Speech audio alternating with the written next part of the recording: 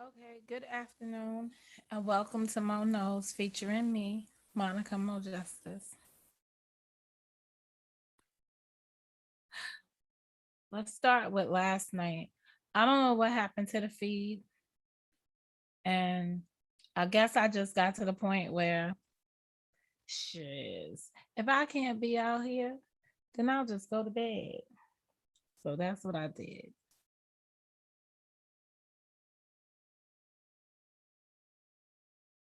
That's exactly what I did.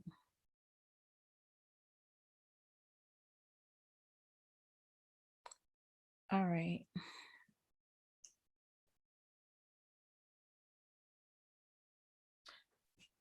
All right, hold on. I just gotta test my mic. I didn't do no audio check before I got out here.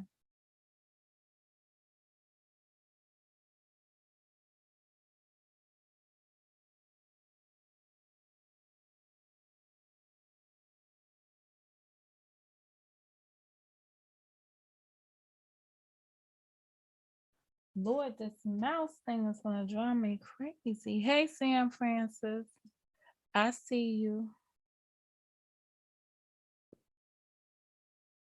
Testing the mic. Oh, damn, girl, that shit is doing what it do. That mic is doing what it do, baby girl. Okay, so what's up, Ivone? What's up, Karen? Okay, so let's see. Where do I start? Where do I? How do I? Yo, shout out to motherfucking. I know I'm gonna say this lady's name wrong. I'm gonna say cousin, but you know it starts with an Elboni. Man, shout out to her and us. She, she almost, she almost made me have a car accident today. Listening to her throw fireballs at a bitch. Yo, I couldn't I couldn't keep up. I couldn't. Shit. What they say? You can't compare where you can't compete. No, I know is you can't compete where you can't. Um, well, the saying should really be you shouldn't try to compete where you don't compare. But oh, did you finish the one from yesterday? What from yesterday? No, stop it. I didn't. So I don't know. I only watched what I watched today. Shit. Or listen to what I listened to today. But shout out to that person. But you see, this what happens when you fuck with a mama bear. Like you cannot mess with a woman. I done told y'all about postpartum. You cannot mess with a woman that just had a baby, even though I know it's been a year later. You can't go messing with people and they never learn. They never learn. You could try to explain shit to people. They never learn. They never learn. Oh my goodness, that shit was so crazy. I'm doing I'm doing moments around here. They never learn. That's crazy. Really crazy. Like that shit was just crazy. If you're talking about did I finish my live from yesterday? Um, if that's what that question is intended for, I'm gonna leave yesterday right there at the door because sometimes I know what my mouth wants to say, but I also know that in this community, they don't want to hear that. So for right now, I'm gonna just fall back on what I wanted to say in its entirety, and I'm gonna rock with whatever got put out there, whatever that was.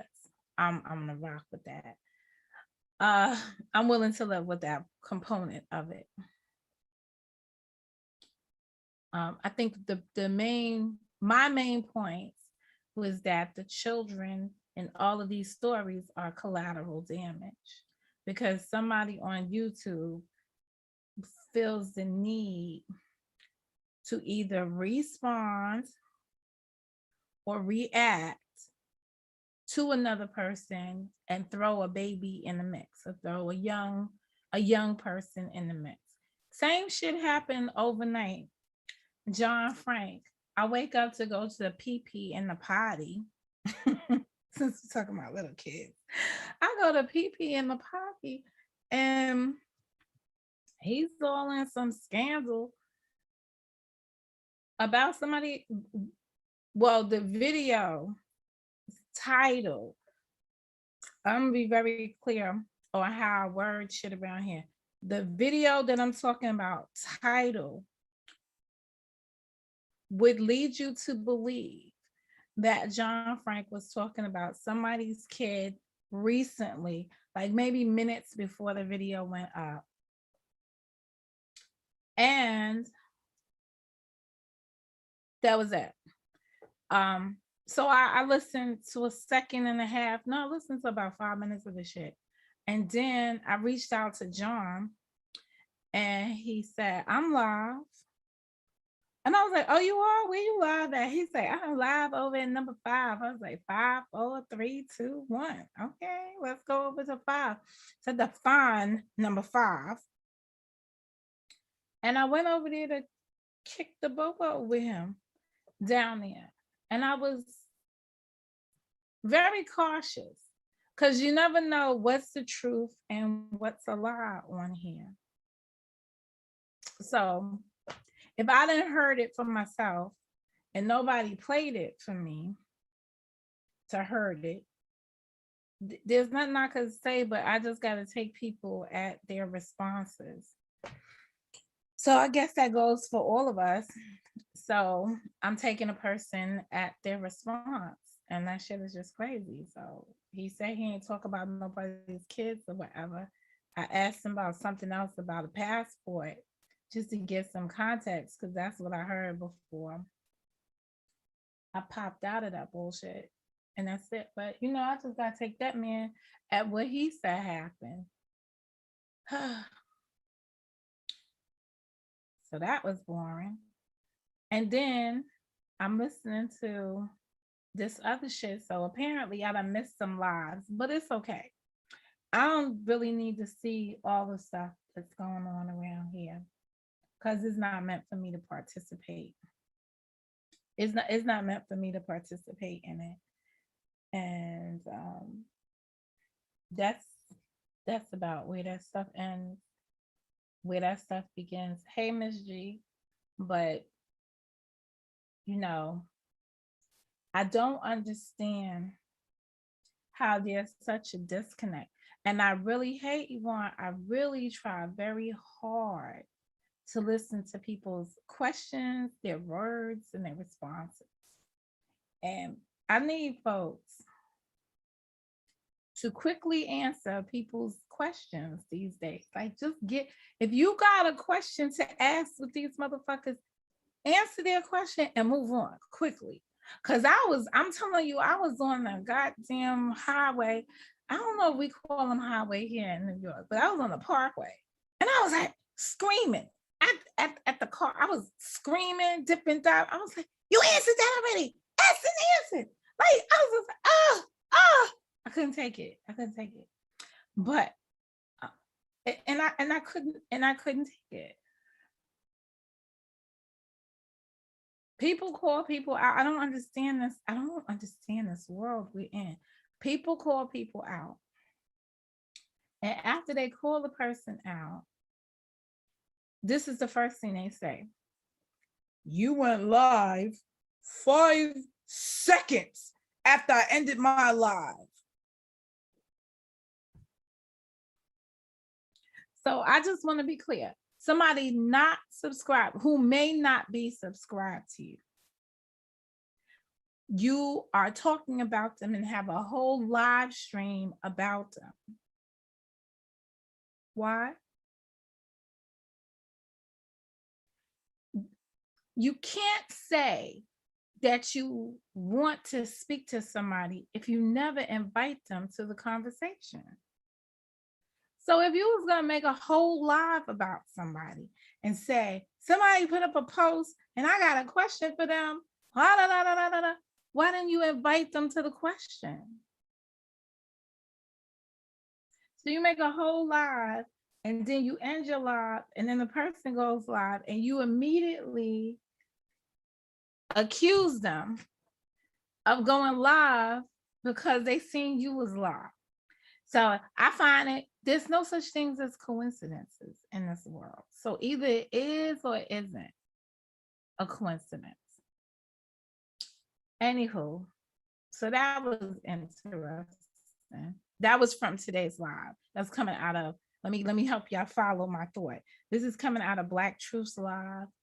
He put up a live. He was responding to a conversation or a live that was geared at him, that had questions for him. So here's my takeaways. Nobody flagged Black Truth's video today, and I'm not insinuating that they should.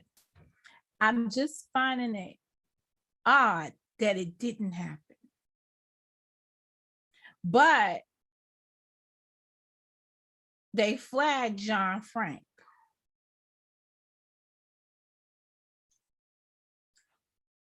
Same behavior was going on, same reasoning, but John Frank got flagged and Black Truth didn't. So it must have somebody must have wanted an audience for Black Truth.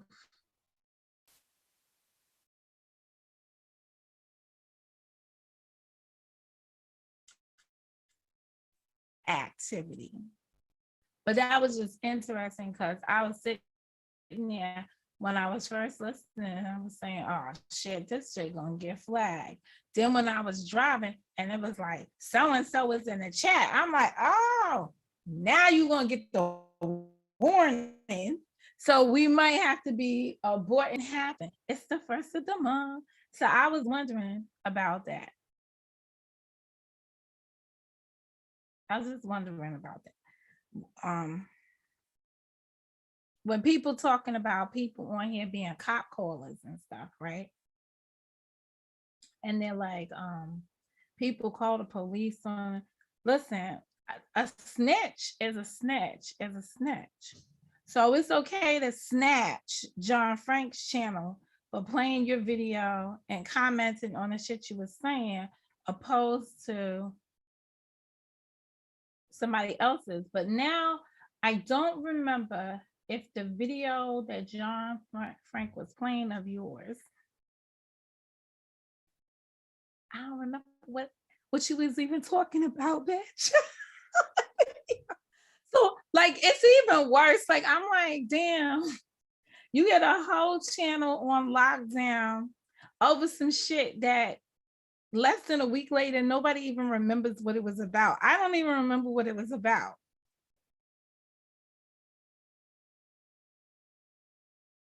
I don't even remember what it was about, and you snatching it. That's how insignificant your shit is, that within, like, when it's hours past, it's not even fucking important. However, that video that Black Truth got up there, girl, hours into the morning, that shit's gonna be important. Cause that, tell me if I'm pronouncing this right, Albany, and I'm sorry, honey, if I'm saying your name wrong. So I'm gonna call you cousin, because that's really what I know you as, and I'm gonna keep it jiggy for me. Cousin, snatch your motherfucking wig, your goddamn cousin's teeth, and your aunt's last breath.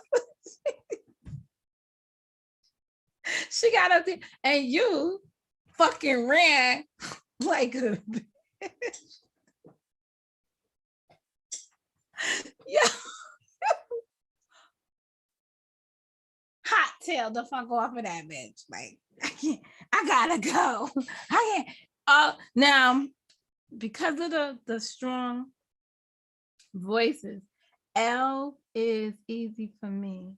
Okay, well, you L I don't know her like that. So I'm just gonna call her cousin because I don't know her like that.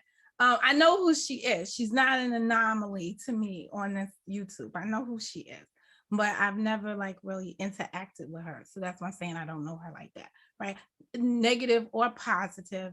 I've never had really any interactions. I've always felt like she doesn't really care for me. So, you know, that's just me. But that's just how I feel about a lot of people. If you just ain't fucked with me and just be like, yeah, they don't like my vibe. So they don't fuck with me. But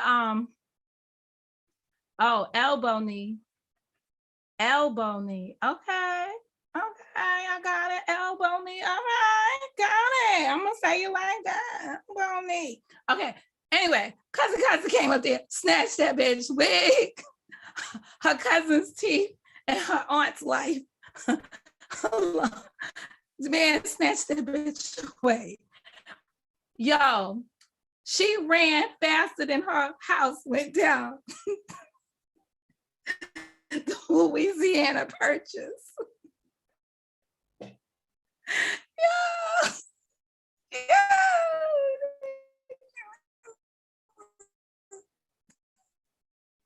Did y'all see it? That shit was epic. Hey, still, I was talking about cousin over here, Albany. I was like, yo, that shit was correct. That shit was, in the words of me when my child got in the car, this motherfucking live right here is epic. Yo, you ever went to go beat somebody's ass and they run out the back door? They run out the back door. Oh, Jesus. Oh, Jesus. I gotta say my other part again. Yo, she ran off that platform faster than her house was floating down the Louisiana Purchase. Whew. I don't know what to say.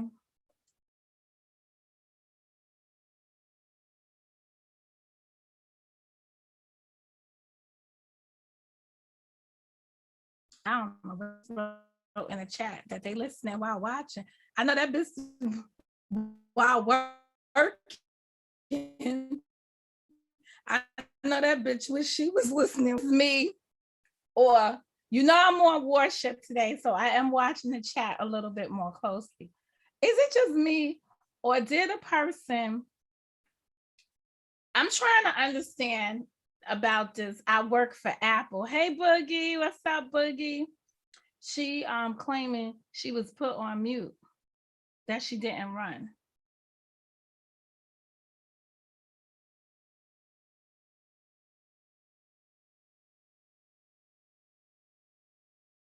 Notice the silence. That's what you do when a bitch is lying. You just put them on silent. Like,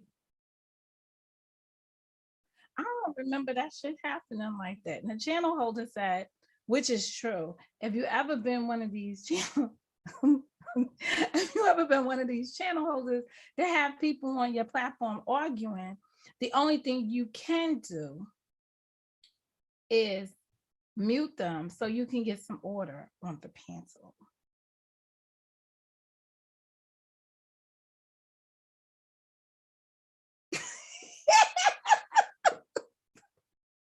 Yo, it's just some crazy shit around here. No, I thought we fixed that. I called in the appropriate technicians to repair the tree. I'm gonna have to condemn the one that you're in, because you must be going into the one dedicated to the Robinsoners.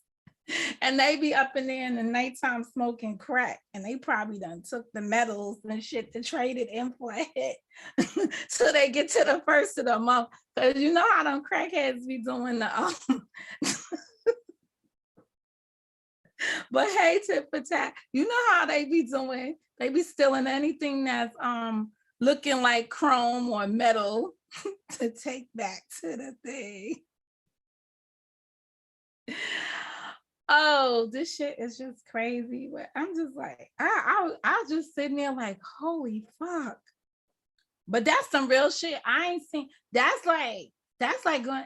I'm gonna say it again. I'm gonna say it again. I don't know if he. I don't know if he paused. He muted them, but in his live, he said he did mute them. But I'm just sitting up here like, okay, you ran because you was muted. Okay, all right, I'm a roll with that. Then somebody on the panel says, but she came back in the chat and she ain't say nothing about being muted, bitch. But y'all, let me be fair, because you know I gotta be on the flip side of shit. She lives to fight another day because she flew her ass off that fucking panel. So she made sure she lived to fight another day. That's what that shit came up to. Yeah, I didn't destroy the bitch. She got out of Dodge before she could get destroyed. Ah, damn, come on, Jola. You want to come in like flexing with a message and there it goes. I didn't even get to catch it. Now, come on. Still cross, yeah. So she couldn't unmute herself.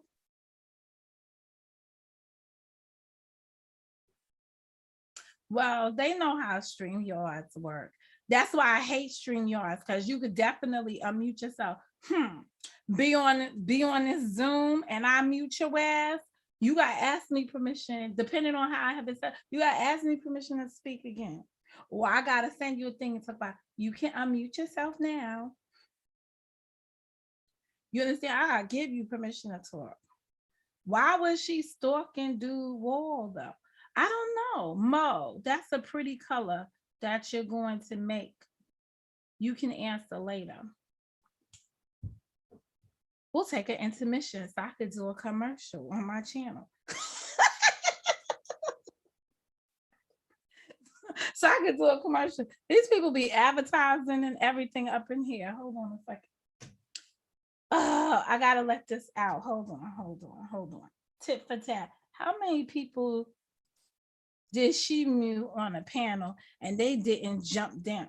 Man, it don't even matter. The fact that she disappeared, like I said, that shout out to that woman, because she was able to live another day. But her ass was getting handed to her like boom, boom, boom, boom. It was like, yo, you would have thought you was in Afghanistan in the middle of the first war.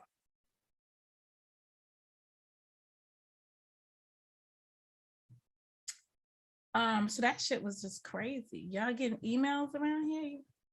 Yvonne, Carla needs you to email her ASAP. Yvonne, let me find out you getting in some shit around here, girl. What you up to? How many people did she call for and didn't let up on the panel? Oh, well, let me tell you something. Oh, Jola, can you repeat your comment? Because I'm interested. You only come up in here when something went wrong over there. Over there being in the fucking those people's platform. Who sent her over there? I don't know why she was reading. So a weird thing happened when the 500s transitioned into getting a community wall. People started reading their community walls. And it was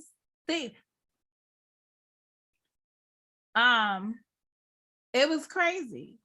So anybody that's under 1,000,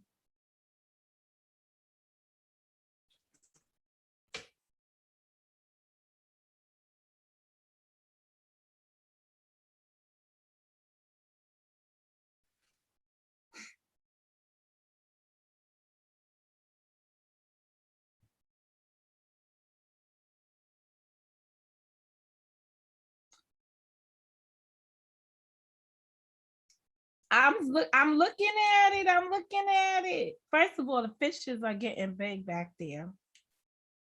Taking another commercial break. Hold on. Y'all see other.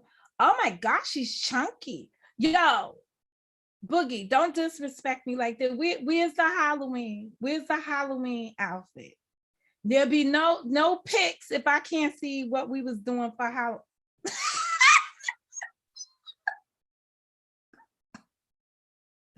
Okay, okay. I know you didn't send me a Halloween pic, but you know the other pic is on point. So sorry, y'all. I'm gonna start a new blanket for a baby. It's gonna be it's an infant blanket. It's a boy blanket. Guess what we're doing? We're doing uh similar stitch. We're doing similar stitch as we did for the sweater. So I'm doing a puff stitch for the boy's blanket.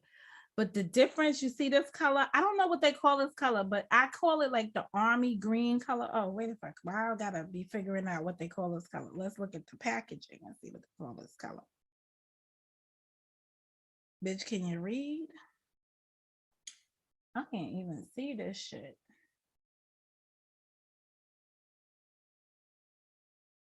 Oh, well, this yarn is made in New York.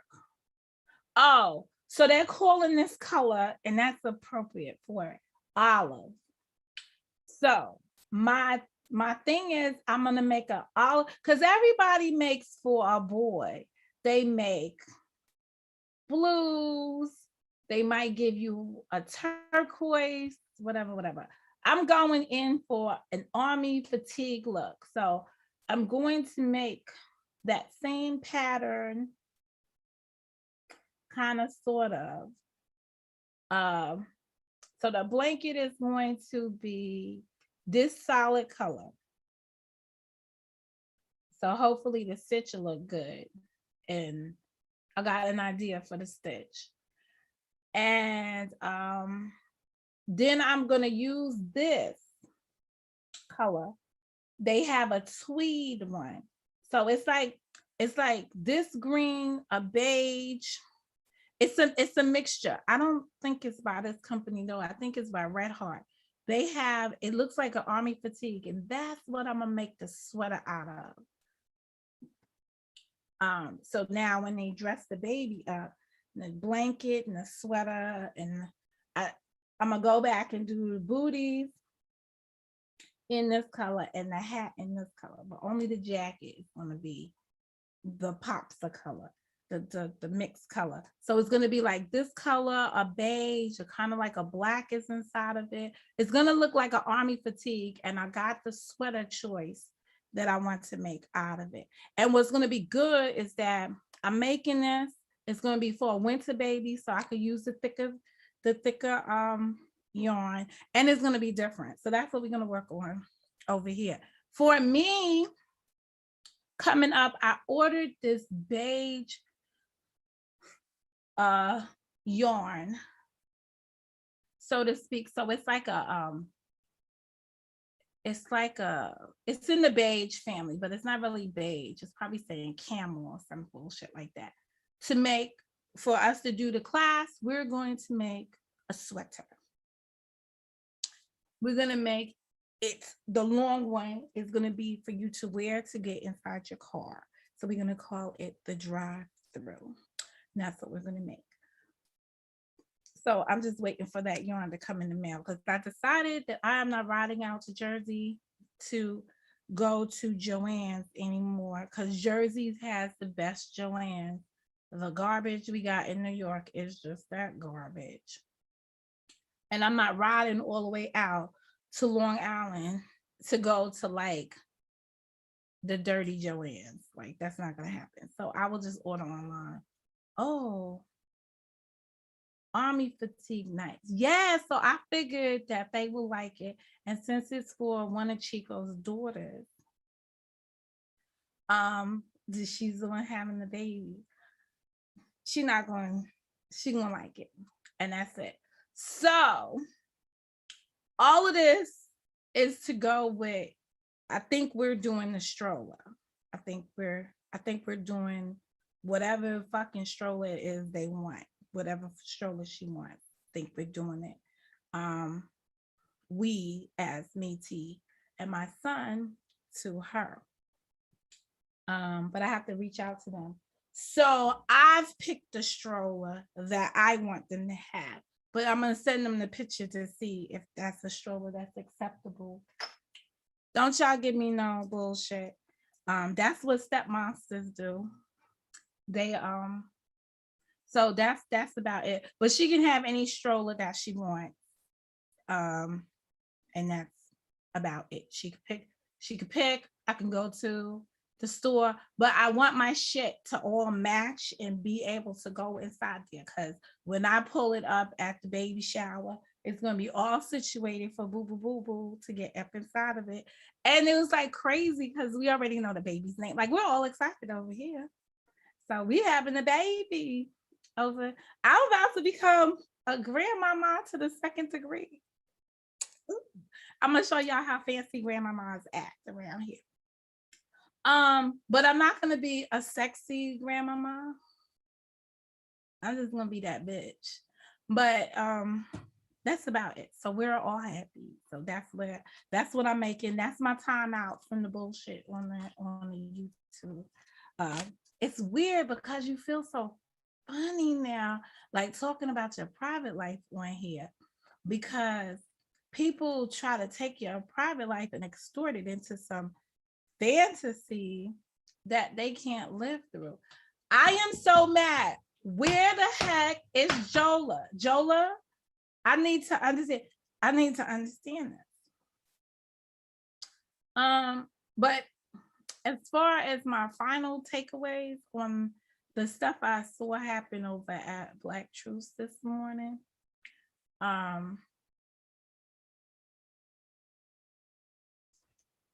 what confuses me is what gives anybody the right here to question somebody else's activity in their own space.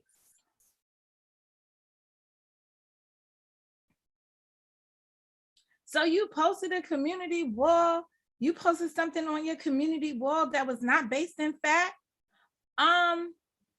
Let's take for a moment that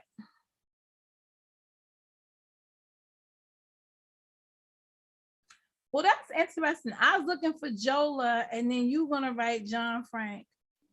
I'm eating. I'm in the bushes. So are you Jola?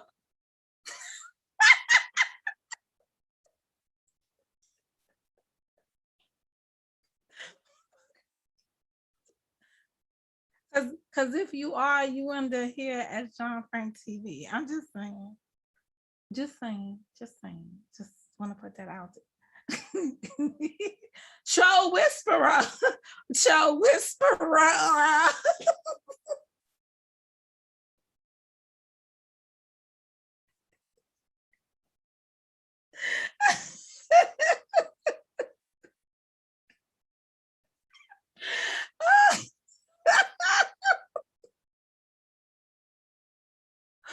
But somebody went on somebody's wall.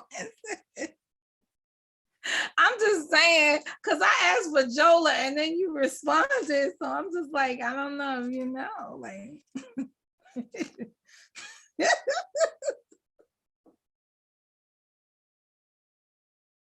oh God, I can't right now. Y'all be giving me heart attacks in the daytime. Okay, so now back to the drawing board. How does somebody call out somebody for posting shit on their own community wall? And let me see what that comment, because now I gotta examine the comment, because I don't even know what the hell. And I'm telling you right now, I wouldn't have even. Oh, I see. That's all we did was just a mask. She ain't want to hear from you with this bullshit right here. All right, I did get a picture. Oh, I like her coat though. Too sexy. This right here, I'm probably gonna make it my screenshot. Shit, yesterday you was Jola too. Fuck, every other day you was Jola. What the fuck you talking about? We done with you, sir. We figured out you Jola. We're moving on. All right, we're on to something else. Look, I'm a hot ass mess because I don't know if I was yeah, I'm trying to like I'm trying to just move on. Hope everyone had a great Sunday. Oh, look at Milan. Happy Halloween from Milan. Okay, that's just me being funny. Damn, I didn't know that you oh, you named another video.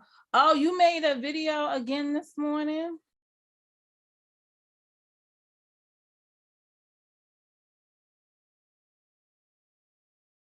I don't know.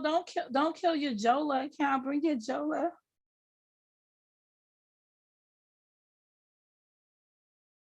I'm trying to find. Hold up. Anybody got that community post? Don't y'all go looking for it. I'm gonna find it. What channel was it on? Let me see. Cause I had to subscribe. So I have two Black Truth channels. All right. So let me see which one he put this on. Oh, 15 hours ago. So it was on the one that so I had to subscribe to another one today. Shout out to me for subscribing to two channels. Okay, so JJ, let's make sense of this. Okay. I wish we used better punctuation, especially when we know that people are educated, and it makes it easier for a sister like me to read and pause appropriately. Okay, so JJ, let's make sense of this. You asking people to stand up. What? Say you lie. Who is this man asking to stand up? This is punt kicking, Molotov cocktail throwing, motherfucker asking somebody to stand up for his crackhead wife's grandchild. Is that what we're saying right now? Let me give y'all the breakdown again. Punting, because he threatened. Oh, and I left out a series of shit he did to some kids. Whoop, whoop. Let me give y'all the right definition of this shit.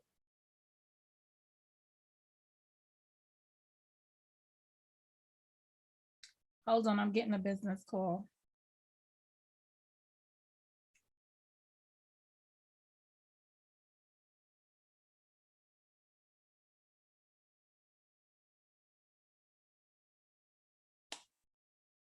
So let me just make sure I get his, and I'm gonna give y'all this to rest on because I might have to take this call. So this is punting the kid, the guy that's gonna punt kick a kid, right? Punt kick.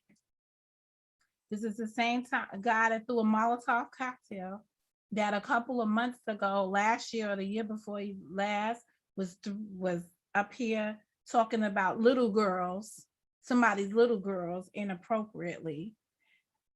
Him wanting somebody to whatever. All right. Please hold while I take a break for a second because I have to see what this is about. Never a dull moment in the life of Momo.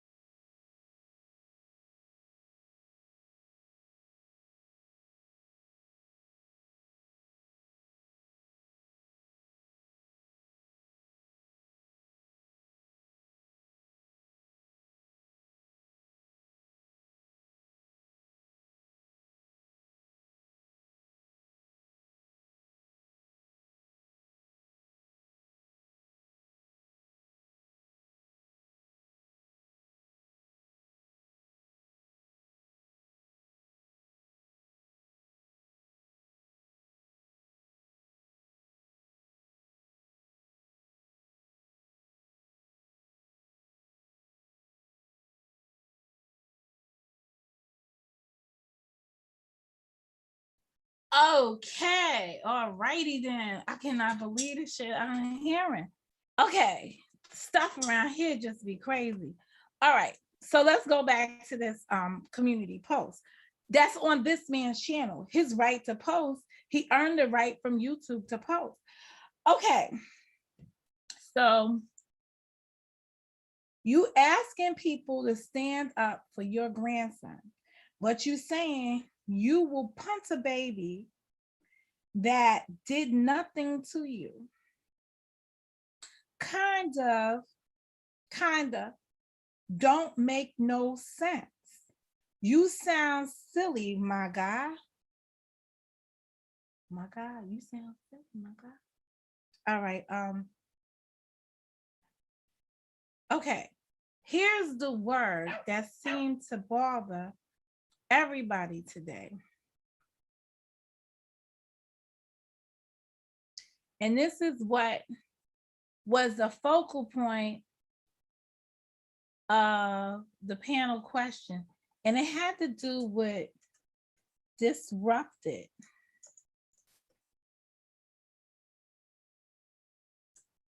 So we're going to focus on that today because, you know, I'm the librarian. And I thought it's a good talking point. You disrupted, and there's a rocket ship there. Children lives, so it'll be children's lives. And you want people to feel sorry for yours. Oh, nah. Oh, nah. It don't work like that. What this city said, shit don't work like that. It just don't work like that, man. Okay. Get right, and right will come to you. I just sang. He just said that shit in his own space. You ever been in your own house? Let me just break that down. A place that you live in, your own quarters, and you said some shit because it's your motherfucking house. I'm up in my motherfucking house. I could say whatever I want to say in my house.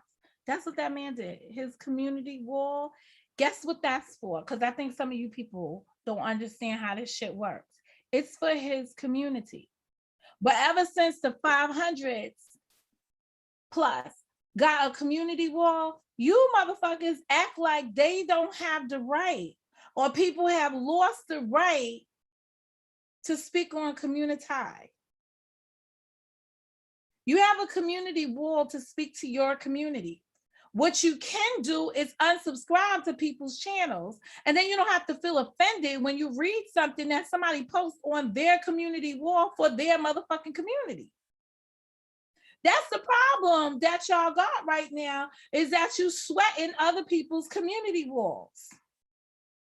It ain't yours. No one told you to be subscribed to people you don't like. So normally when you are fucking hanging around people you don't like, guess what happens? You're going to hear some shit you don't like. Makes sense, right? I'm around people I don't like. I'm going to hear some shit I don't like. Get out of people's ass. The weird shit around here is that one thing I do like about her, the thing I like about her, she is directing her energy at men. Unlike some other people around here, you understand, like, but it is kind of creepy when a person's directing their energy at men when they just married a man.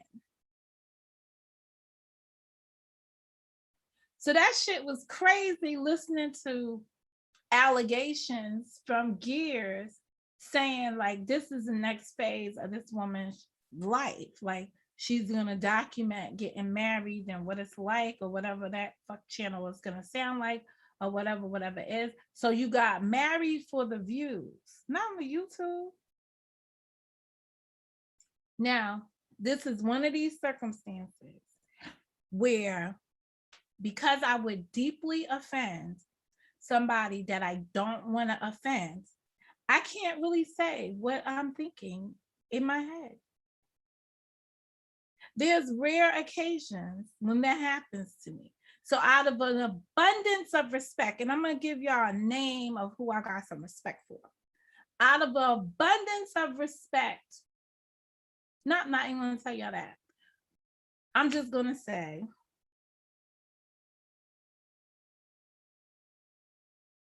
marriage doesn't make it a year.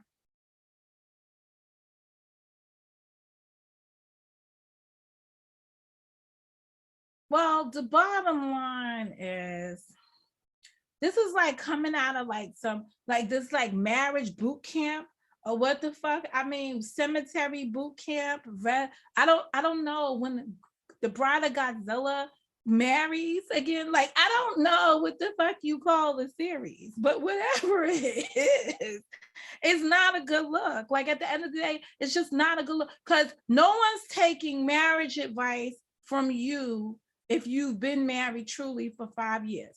No one's taking marriage advice from a woman who basically kicks her man out of the bed in the morning, and by mid-morning, late tops, mid-afternoon, by mid-afternoon, she's got a new man sleeping in that sheet, sleeping in those sheets, haven't even put out the mattress, hasn't dust nothing off, didn't even get the dust mites off that shit. You understand? Like, no one's doing that in this day and age. No respectable man is going in some shit like this. And you know, when they talk about toxic masculinity over there, right? They don't even know how to nurture the birth of a male. Because a real man would not put himself in those situations. The man is the one who heads the house. He's the head. He's the head. He leads. You're the tail, woman. So you already go into a relationship with no respect for your man. I don't give a fuck if you love him or you don't love him. Not my business. I'm talking about respect here, because this is the problem that you see in the male-female relationships that they keep documenting on this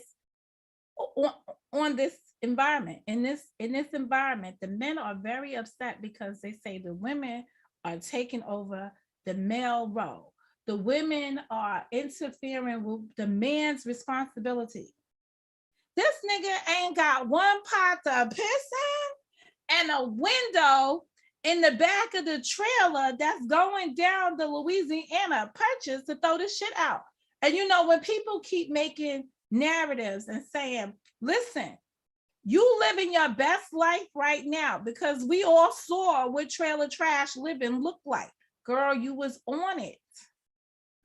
What I don't understand is, did you move your trailer trash couch out of the house and into the new apartment? Because see, like, if you get to a new place, right? Now, I understand about taking the old shit with you because you're trying to put some shit in different corners. Like, you trying to make work. I done moved several times on this YouTube, and I done tried to make shit work in my new spaces, right? But here's the difference. That house was condemned. So only the outside got touched by the rain. Like, that sofa didn't get water damage or nothing. So you just picked up that brown shit and brought it into the new shit? Or did you just buy another brown piece of shit? Like, I don't quite understand. Like, is it the same sofa, guys? Because I thought I saw a lie. I thought I saw something and it was the same fucking sofa. Maybe I'm wrong. I could be wrong. I thought I saw somebody after the hotel situation when they came back and was like, stop talking about me and my thing. With the same furniture?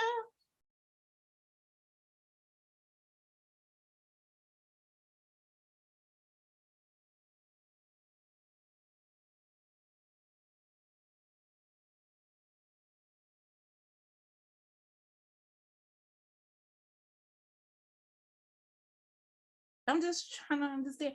I mean, I'm not saying that every man is in a situation where no, I am saying that. I'm sorry. I'm just sorry. You can't go from, I'm sorry. I can't sugarcoat this. And this is for some people that live in Vegas too, right? The Vegas broad, right?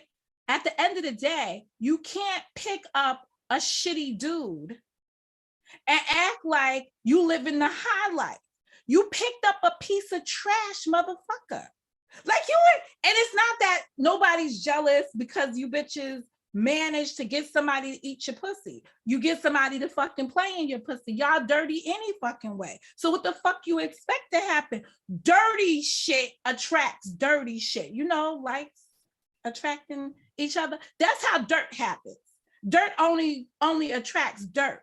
When you're low down and you got low self-esteem, and you got nothing working for you, you end up fucking with guys that are low lives. They're not gonna build you up and boost you. This is why they can't provide for you.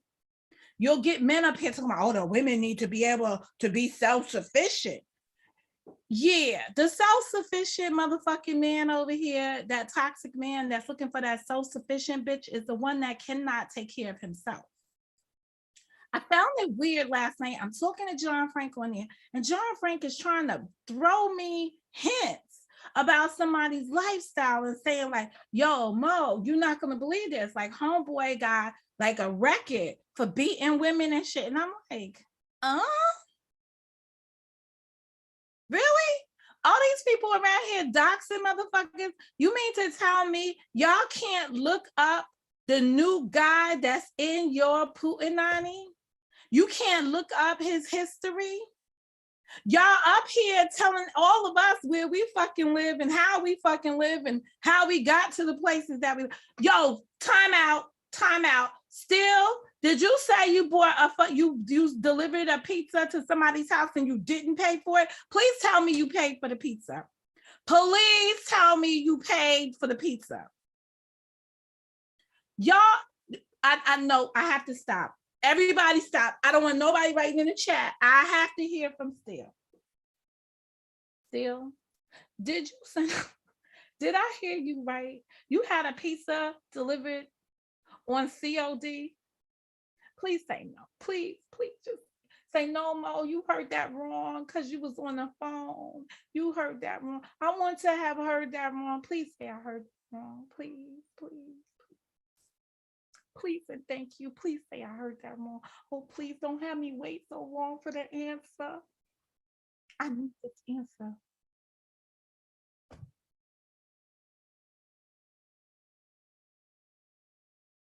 Okay. I'm tired.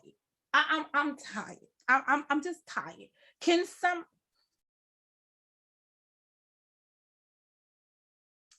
this I'm disappointed.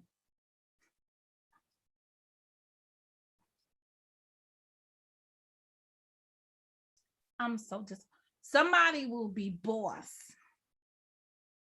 And I'll accept this, right? And my pizza of preference, motherfuckers, is the veggie pizza. Just saying, right? Pay for the bitch. No fucking CODs around here. You want to send a bitch a message? I want to go, and the fucking pizza man shows up, and I go out there and be like, what is this? And they be like, it's a pizza for you. And then I was like, yes. I want to go and be like, I'm going to be like, here, it's a present from Kiss My Ass on YouTube.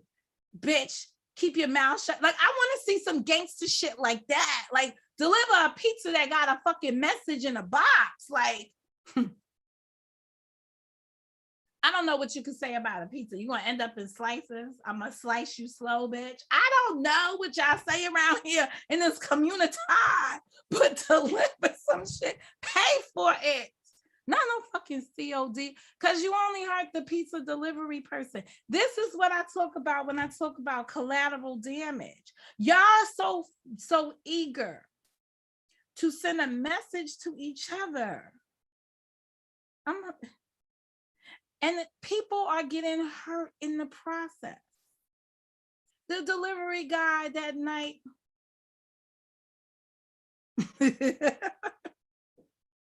Shit, just go ask the Robinsons over there in their chat. They got it all posted all over the fucking place.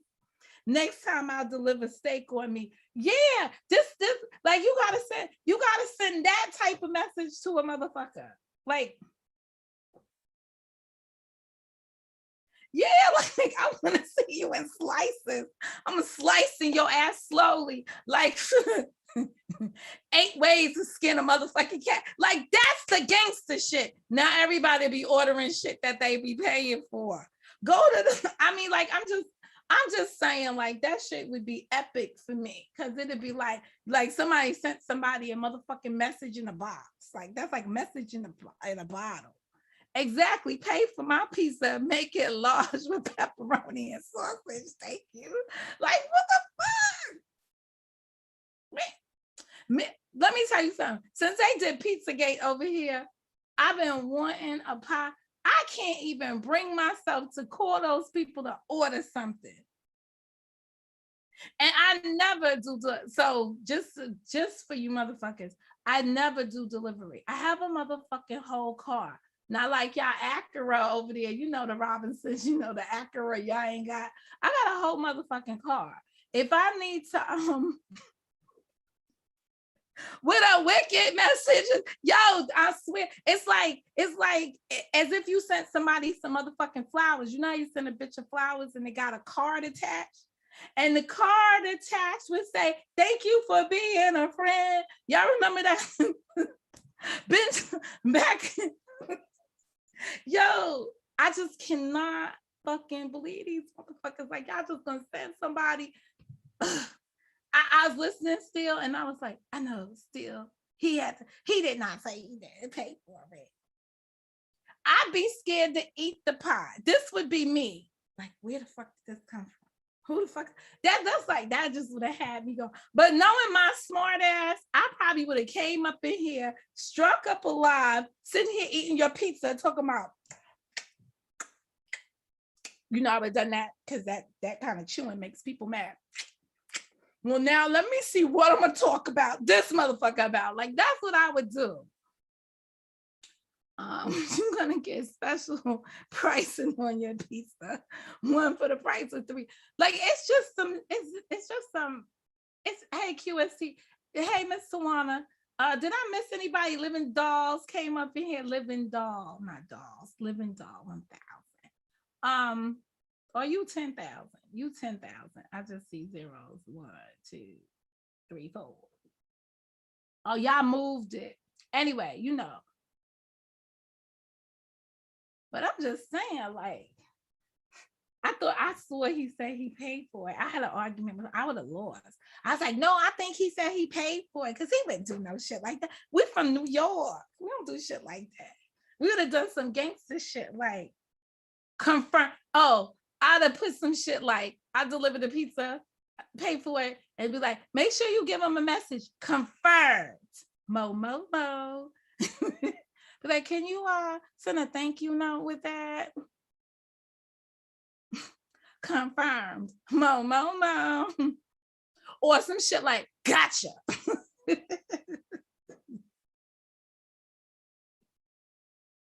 Ooh, okay, I'm over the slices. Now I don't forgot what I was talking about before. I should have wrote it down. But I saw Steele's name and then it just came across to me like, yo, that shit right there. But okay, so what was JJ's video? Because I'm sure he took it down. Did he make a community post on this shit? Oh, nobody sent me no screenshots of this shit. I need screenshots of that shit right there. Anyway, shout out to Black Truth for being the truth this morning, like keeping it jiggy. Like, bitch, I went live. I didn't know you was live. I had no idea you was doing anything on me. I just went live. I came back from, yo, this nigga, he be slick dissing, you know, pussy getting eaten. Like, he be slick dissing you motherfuckers. He's like, I was out with a whole woman. Now he done put up some videos now where he done been out to the bar with a whole woman. So he was like, I just got in. That's some real shit. That's what should be happening at 2, 3 o'clock in the morning when most of you motherfuckers is up live. I keep telling you, those are fucking hours, and y'all be fucking with people around here. Hey, 45, y'all be fucking with people around here other than fucking people around there. See, you be fucking with people around here instead of fucking with people around you, right? Like that should be crazy, right? So this man comes up here and was like, yo, I just got in the house, and that's how that shit went down.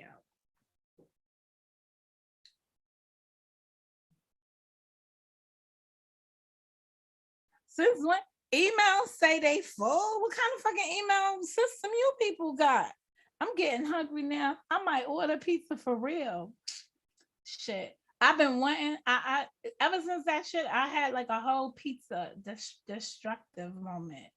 And that was it. But that shit was just crazy. I didn't even know you could really. I didn't know anybody was taking deliveries on COD. And look at their neighborhood. So if I'm to believe the videos that was put out here, they just had a fucking shooting. Uh, like you delivering to the P's, right? That's supposed to be the P's of the project. You delivering to the P's. I would think they want to take now. They want probably going to take a down payment on your next pizza, like because you delivering to the hood. Like it's like, so that shit just crazy right there. Caller or emails full and voicemail. God damn it! I don't know what kind. Y'all got special emails that be full. Y'all are crazy. I don't have that. I got some emails I need to respond to. So let me just say this.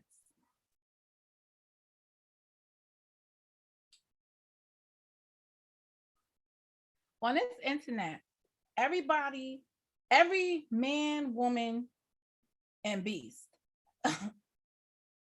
has a right to defend themselves. I am not telling anybody on here, let somebody fuck you over and you don't defend yourself. Go right for it. Defend your motherfucking self. So if I make a commentary on here and I'm speaking my thoughts on your actions, notice for certain, I'm not against you standing up for yourself. No, never that. I'm not against anybody who is being mistreated by someone to take a stance for themselves. You have a right to stand 10 toes down. That is why I wanted to help Alethea, because no matter what happened between Alethea and myself, one thing I know for certain is that bitch was swinging on you motherfuckers out here as long, and she still probably is. But I watched her take back her strength along the way. People was like, oh, Monica gave her courage. No. That woman had some shit with her, and she still got some shit with her. She just needed someone standing behind her saying, that's all right, swing, bitch, slap them, pap them, do whatever you gotta do. Like, I ain't mad at you for that. Always stand your 10 toes down. You understand? So I'm not against anybody for defending themselves. So I don't want anybody to ever get the impression that I'm up here saying, don't do this, don't do this. I'm just providing what YouTube allows us to do, and what y'all keep saying is part of Section 107. Y'all know when y'all start quoting the fucking fair use and shit, I'm just fair using it. That's all I'm doing. I'm fair using it, and that there are times when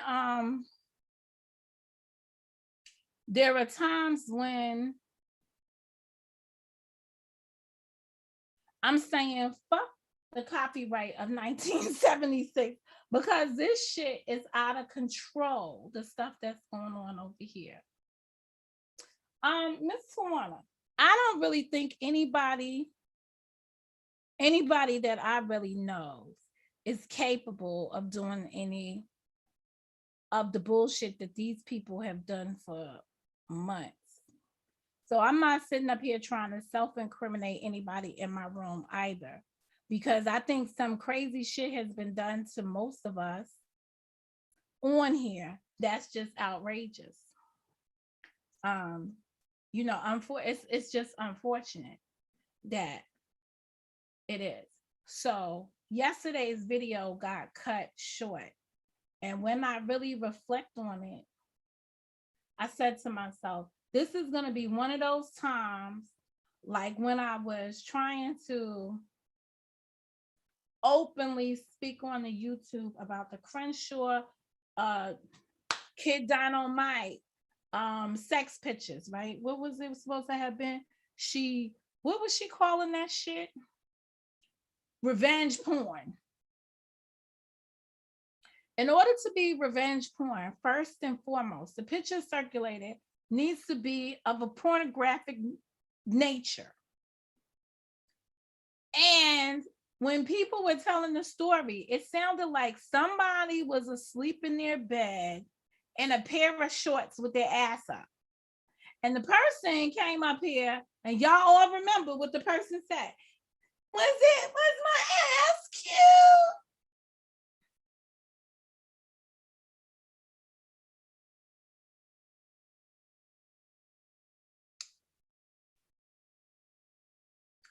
And I came back and said this, and this has been the case still to this day. Everybody lives in different states, and I said this last week. And because we live in different states, our state representatives or whoever, law enforcement, doesn't have the jurisdiction over non-citizens in that state. It's state power, state rule. So you can't come from Jersey and have an issue with a motherfucker in Tennessee and think that Jersey is going to enforce something against a Tennessean. Not going to happen. You might be able to get Jersey to enforce something against maybe a Pennsylvanian or a New Yorker, maybe even as far as not Connecticut, but maybe Delaware, because these are the areas that cross the border of that state. So it's very hard. And that's what I said. And then I remember that motherfucker coming in my room just as clear as day and being like, thank you, man. Thank you, Monica Mo Justice. So I wasn't silly. I wasn't Mo Just Ass at that moment. I was, thank you, ma'am. Oh, let me find the video. Because I don't want people to think like I'm lying. When this fucking JJ in the middle of all this shit comes in here thanking me for giving him some free advice. And I said to myself, never again, Big Mouth Monica, will you be giving people advice that will help the other side. But I was trying to paint a picture to balance expectations on this side. And then what was the worst thing about the Crenshaw shit is then to go into the system and see that she was lying. She was sitting on a fucking 20-hour panel talking about, I'm going to go into court and I'm going to do bitch, the case was dismissed with prejudice. Like, it's one thing to have a case dismissed and you can refile again. The motherfuckers said it was with prejudice. I was sitting there reading this shit like, oh, how bad could this possibly get for a bitch? And I sent that information over to Reckless. When I got it, I sent it to Reckless. So that tells you. People ask me why I don't flag people's channels that play my shit. And stuff like that, right? And I'm having a hard time working this one out because, not because I'm a snitcher or whatever that is about, because I came here trying to help people keep their channels. I looked at the YouTube rules to see how you may violate them and lose your channel. But I never looked at them from the position of, I'm going to get you, sucker. I'm going to get this person. I need to know the rules. So when somebody else violates them, I can turn them in. That's snitching, right? I can turn them in. So that's why I don't play the flagging game. And people, I know y'all been on me because y'all been like, a lot of this shit could go away, Monica, if you just put your hand on some of these people. You know, let your keyboard do the work. So I'm thinking about it. But I'm having issues dealing with it because it goes against my principles. And I can't be on the internet going against my principles. Because see, at the end of the day, when the computer is down and the phone calls, thank you guys for not calling me, and the phone calls are over and the emails dwindle away, I gotta still live with my conscience. This is why hearing this dude who threw a Molotov cocktail into a house, who talked mad shit about injuring young women, because notice the kids that he's talking about doing shit to, they all female kids, right? He wants us to feel some compassion for his crackhead wife, grandkid. Yeah, no, sir. No, it don't work like that. But he knows that he will tag some of the heartstrings of some of the people here that ride the fence on things. That will be like, oh, don't mention children. That's why Joy's video last night was labeled. He talking about my kids. That's why the video was labeled that, to once again drill home to all of y'all in the midst of this shit that the other side, their ops, whoever they may be, are talking about them people's kids over there. And again, it's talking about the boy children, the male kids over there, talking more about toxicity. To point it out, like you're talking about my son, you're talking about my sons, you're talking about my wife's grandson. Like, so it's to feed into a narrative over there that has to do with toxic masculinity, because nothing in their title lines up with toxic masculinity. The most toxic parents to any of those kids reside on that side of the fence. And what's interesting, they got fake ass courts over there, fake ass therapists over there, fake ass counselors. They got all these motherfuckers that are supposed to be professional eaters, cookers, shit talkers, and thinkers, right?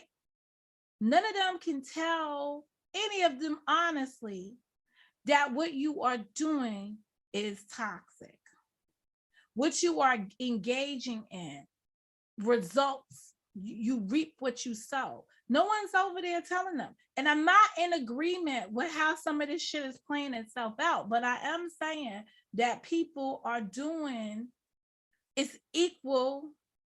It's like, it's equal assaults on all sides. The responses are equivalent to the actions. Some of the gameplay is at the same level of the gameplay that they received on the other side of the fence. They have given people back their own behavior. So this is what happens when nothing is resolved. You got people over here saying, I shut down my channel, I'm going on to bigger and better things, returning to just fight these battles over here when they are on different roads. You ever been on the highway going somewhere and you decide to take a detour and go back where you just came from? What was in that destination you just left that made you turn around on the highway? Most people, when they get on that shit, the only way they going back that way is if they're returning home. But it's after they've reached their first destination. Whatever the goal was that they wanted to, wherever they were driving to in the first place. You ever just get in your car and be like, all right, I'm going to go here. Today, I'm going here. And somewhere in the middle of the highway, you get stuck in traffic. And it seems like you're never going to make it to the road that you was, wherever your destination was.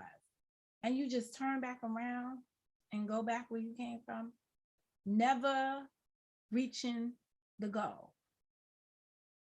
A lot of people here with their channels, that's what they're doing. They are saying, I'm on the road to somewhere. And as they got on that journey to somewhere, they allowed some shit to turn them back around and get into some of this shit. Motivational speaker, that's what Mo is, just making sure people understand that. My channel is the motivational channel. That's what dumb motherfucker said over there. So I'm just giving that to you. Motivational. Really? Well, that's why some of these motherfuckers called me, because they was looking for motivation. Shit wasn't going too right for them in the direction that they was going. They got kids running around here trying to revenge the death of their friends, right? So imagine having a teenage child at this day and age, and your teenage child is on the right path, going somewhere. And every step of the way, they're turning back to meet up with their old life, the life they was leaving behind. And you a mother and you sitting up here struggling with that battle because you don't know what that's going to be like. You don't want to pick up your child on the side of the road dead. You don't want your child to have a lifetime of legal ramifications because they made the wrong choices, being down with the wrong people. How are you leading by example as parents when you're on this YouTube doing all the same shit that you would be persuading your child not to do as reasonable parents? So how can a crackhead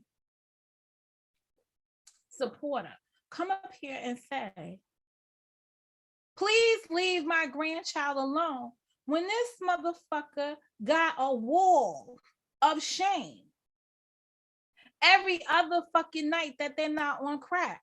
Yeah, I said it just like that. Every other night that they're not high on the influence of some drug, trying to get over their disgusting life that they're leading. Imagine when you got nowhere to go because you got some terminal illness that any fucking day now, it could take you out. Or any fucking day now, you could wake up not wanting to wake up. The only thing you can do is pick on another motherfucker because your life is so miserable, you can't pick yourself up. Can I get an amen? This is WARship here. Can I get it?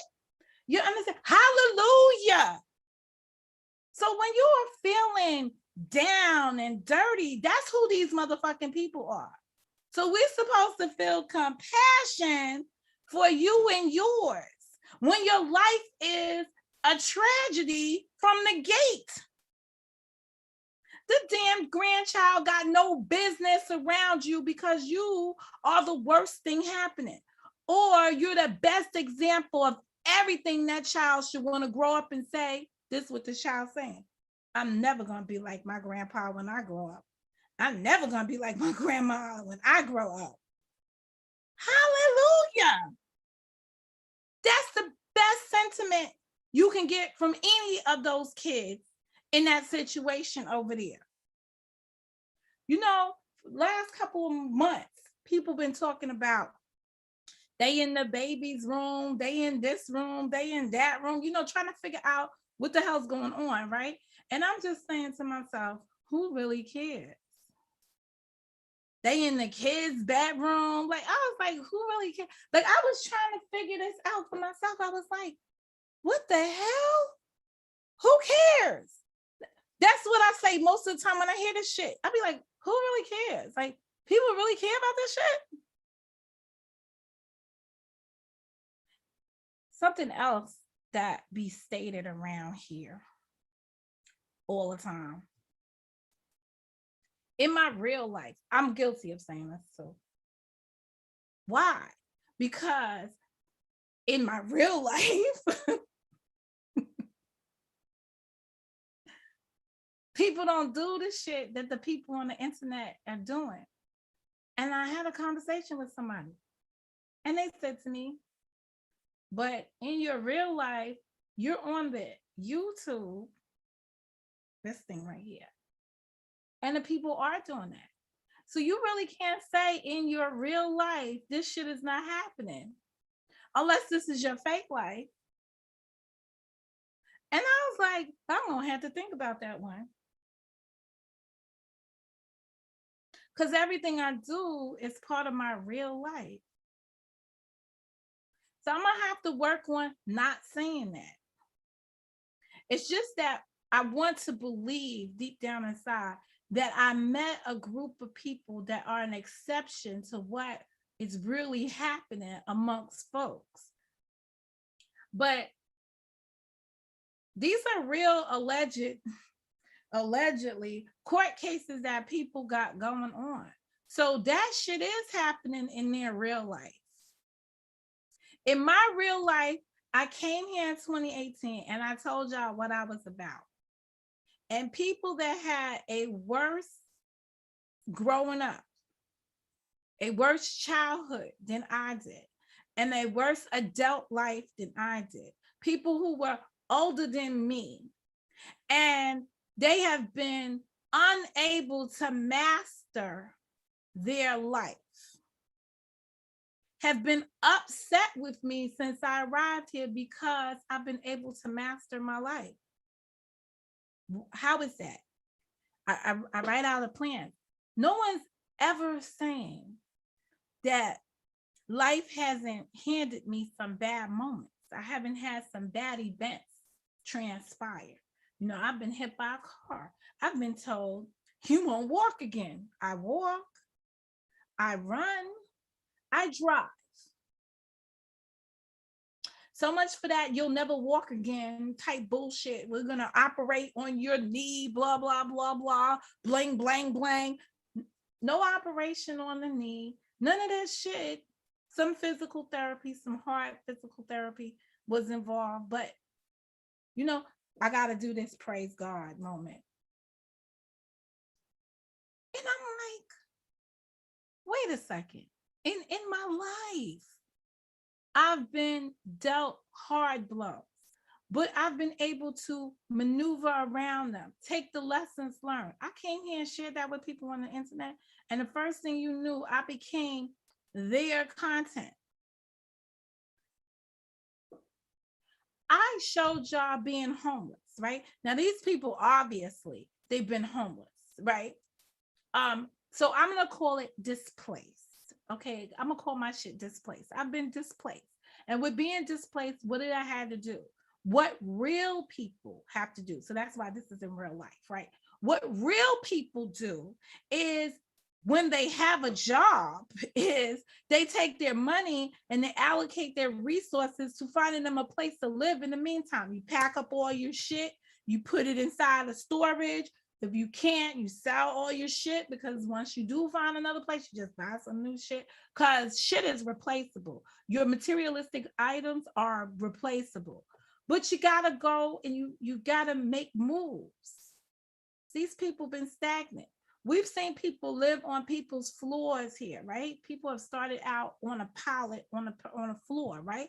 And we've seen them make moves to get to an apartment. And I've never come here and made fun of the person's actions, because it resulted in a better outcome for them. You can't, I can say in 2017, I came here and some people were homeless on here. They were they were roommating with somebody and they were sleeping on somebody's floor. And right now they probably got a key to an apartment that they walking into that's their own. However they got it in between really doesn't matter, but they went from, they have a testimony. That's what you would call their life right now. They went from shit to sugar. or they went from one situation to the next. And when they got to the next situation, it's in a better position than the one before them. Okay, these motherfuckers on here, they went from the worst possible scenarios to the worstest that you could be in. The difference is the drugs. The difference is the drugs and not having the self-control not to be a drug addict. Life is so much more challenging for the person that is addicted to something, that is then going through something.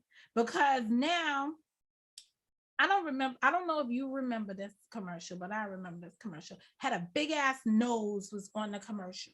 Just all you saw was a big nose. And then the bottom of the screen, shit was flying by at the bottom of the screen. It was a house. It was a car. It was a job. It was everything that you can possibly have that people have in their life, right? It was a car. It was all going up the person's nose on the screen. It was going up their nose because that's where their life was. It was inside the drugs.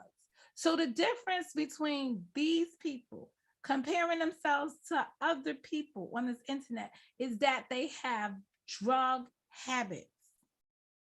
You cannot serve Kid Dynamite. You people are not fit to take care of anybody's anything. You couldn't even take care of a cat or a goldfish, or you don't need to take care of any other living being at this moment because you are failing to take care of yourself. Otherwise, nobody would have anything to say.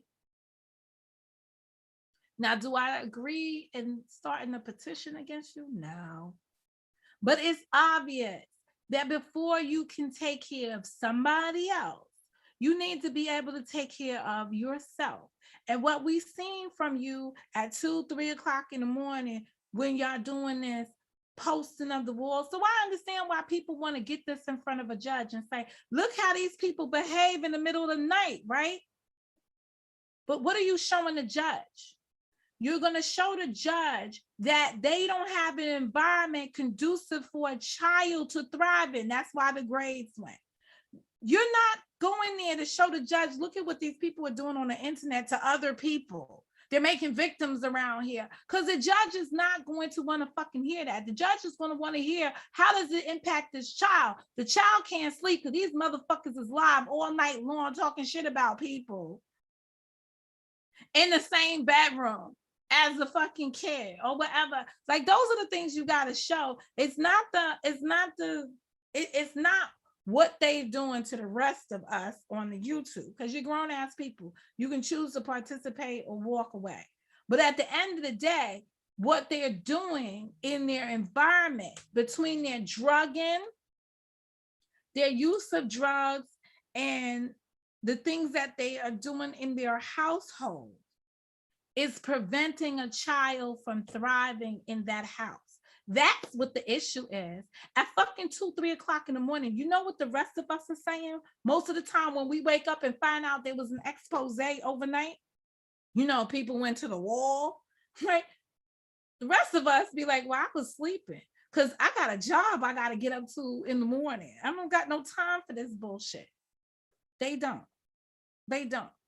So, I mean, if you want to make those arguments, fine. But if you switch it, and this is what y'all tend to do on this internet, and I've had many conversations with people, right?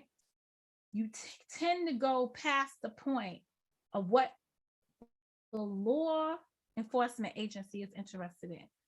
In Alethea's case, right? Law enforcement did not care who took her money.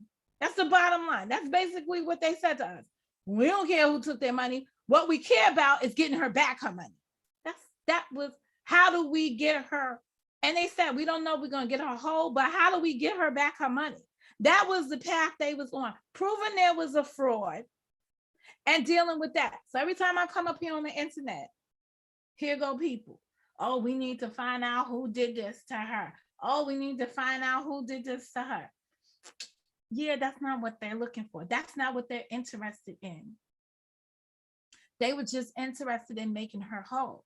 And a lot of people believe that when you've been hurt, when you've been raped, because there's an essence of people up here raping other people on the internet, and people say, oh, wait a second. Raping people? Oh, Monica, nobody's had sex with anybody. No, raping somebody is when you take from them without their permission. You guys are going in here and you're doxing people and you're going into their family lifestyles. You are raping people. They say you're raking them over the coals, is what they would say. But you're actually raping them. You're taking from them unwillingly. This is not shit they just put out there for you. You going into their families and you're intruding in shit you shouldn't be intruding in. The Robinsons, y'all started that shit. Now y'all mad because some people are playing your game better than you. Ain't that about a bitch? You understand? You made a fucking a wall of shame, right? And the motherfuckers made a goddamn pyramid. Y'all made the Robinsons. Y'all made the equivalent of Donald Trump saying, I'm gonna build this wall and Mexico is gonna pay for it. Well, y'all built the wall of shame, and the motherfucking everybody else that's been talking y'all shit paid for it. They went and built a stronger wall, and they just made you the target. And it's a collective, and we're retiring the word collective, did it all for one direct cause. They ain't out here looking at several people's lives. They only going into yours. Your damaged, filled world of drugging. If you had never, I hope that they can find out how you got high in the first place. You know, what led you to getting high? Because see, bitch, you Shirley, bitch, if you was about that life and you was about all that spiritual stuff you spoused out here in your first go round live, season 1, if you was about that life, you would have came here, and this is what your profitless ass, right, on both ends, would have came up here and said, I used to be a drug addict, but I've watched my God do some work, and he is the testimony in my life because he took what was broken and fixed it. But bitch, you ain't never been fixed. You just stay broken around here. That's what the problem is. Your ass has been broke since you got here. Broke in more ways than just not having money. You're broke in your spirit. You're broke in how you deliver your message. You're broke. You was worried about me having these good relationships with the people, right? You was upset. You was jealous. You was envious. Broke because you couldn't make friends like I was making on here. The people didn't want to listen to you like they was conversing with me. The people didn't want to confide in you like they was confiding in me. The problem is because you're always looking for a hit. You're always looking for the road to success with that shit. You fucking try to use people's bad things, right? Anything that might be a shortcoming for somebody else, a tragedy, anything to go and capitalize on it. Because you've got a habit you've got to feed, and it's called drugs. That's a terrible monster. You're addicted to some shit. Right now, you might be listening to this, but it's the first of the month. So you struggling with your high at the first of the month. I could come live whenever I want. The 1st, the 3rd, the 23rd, the 12th, the 17th, the 31st, or the 30th if the month doesn't have 31 days. I can do this. I can stay live, beat my record. 4 hours. I can do 20 plus hours. So it is just absolutely annoying that you believe via your husband, if there's truth in a statement. No one sent me JJ's post. And now that I'm thinking about it, perhaps there is some, everybody was trying to take credit a week ago when he was like, man, it's been good. I'm leaving this YouTube and stuff. Maybe there was some truth in the fact that maybe somebody's mother did reach out to y'all and tell y'all they had a conversation with somebody on the YouTube, and people were saying that y'all was doing all kinds of shit, and y'all want to be like, all right, let's close up shop. We are leaving here. We're not doing this anymore. Hey, Nicola, we're not doing this anymore. We're closing down shop. Maybe there's some truth in the fact that that was driven by the situation with your family. Maybe there's some facts in that. Maybe a reasonable person could come to that conclusion based on all the information that we have and the timing of your departure. But somebody would need to know date certain that your community post came after the conversation with the daughter-in-law.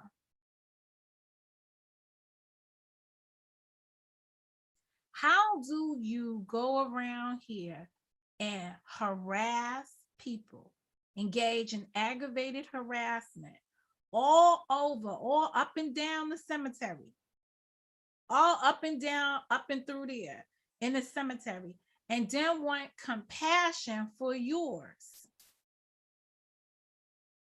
Let me ask the question again for the motherfuckers that want to replay me. The question is, how can somebody come and attack folks, harass them, make a fucking community wall, and for 4 years put up the same shit about people in and out of time, update their information, redevelop their narratives on something that they call the wall? How do they put people up on the wall and you watch it? You're watching this. All of y'all over there, you're watching it. And then that same person comes and says, but leave my child alone. Who the fuck are you people? That's the question. Who are you people? Because we've been thinking something wrong for you for watching it. I've been thinking some of us are wrong for watching it. You understand? Because I'm like, why are y'all over there watching that shit, right? But I guess somebody got to document the shit. But the question is, who are y'all people? And what's more important out of what I read here, and I just want to go back to it, because it sounded like it was a plea. I'm trying to make content for other people now. You asking people to stand up for your grandson. So are you telling me that those motherfuckers over there that you rocking with, they ain't standing 10 toes down with you? Is that what you telling me? Nah, you can't be telling me that. You can't be telling me that you had to put out a post to encourage your people to stand up for you. The same people that if somebody said boo shenini about them, like if somebody said Joy's hairstyle, the one of the braids fell out, you already at the community raw, posted up, ready to throw some daggers at them. You ready to throw daggers at people's friends over there and shit. So you mean to tell me that them peoples over there that you call your fam, what is it, Karen? Fam or we? That you call your fam or we? Left you guys standing alone, that you had to write a community post to encourage people to bandwagon with you on this plight. Are you telling me your people were leaving you stranded over there? Is that what you're saying? Is that what you're saying over there? They was leaving you to your own devices?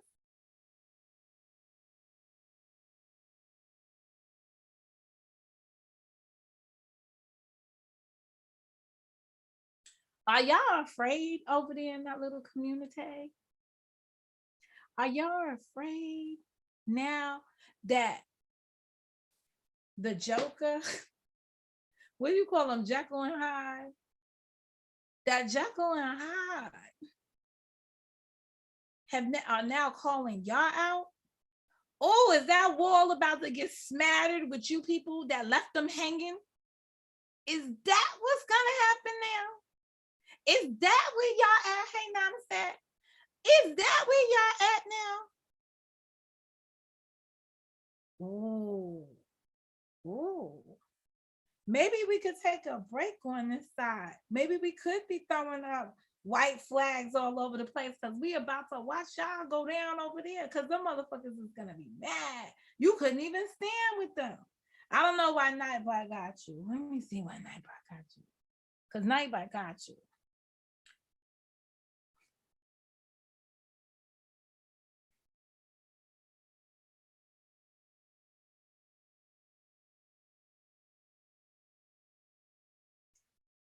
She chose James over Jesus.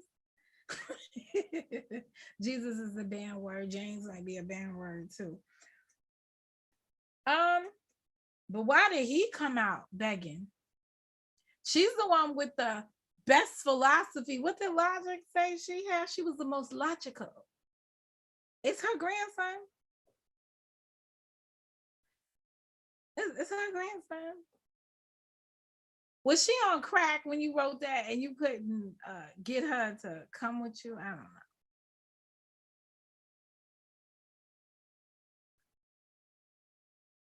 Just curious. I didn't think about that. This is what happens when you think out loud.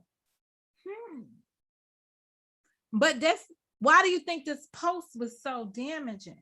So to deflect from the message in JJ's post, which is, I need, anybody got JJ's post? Can they send it to me?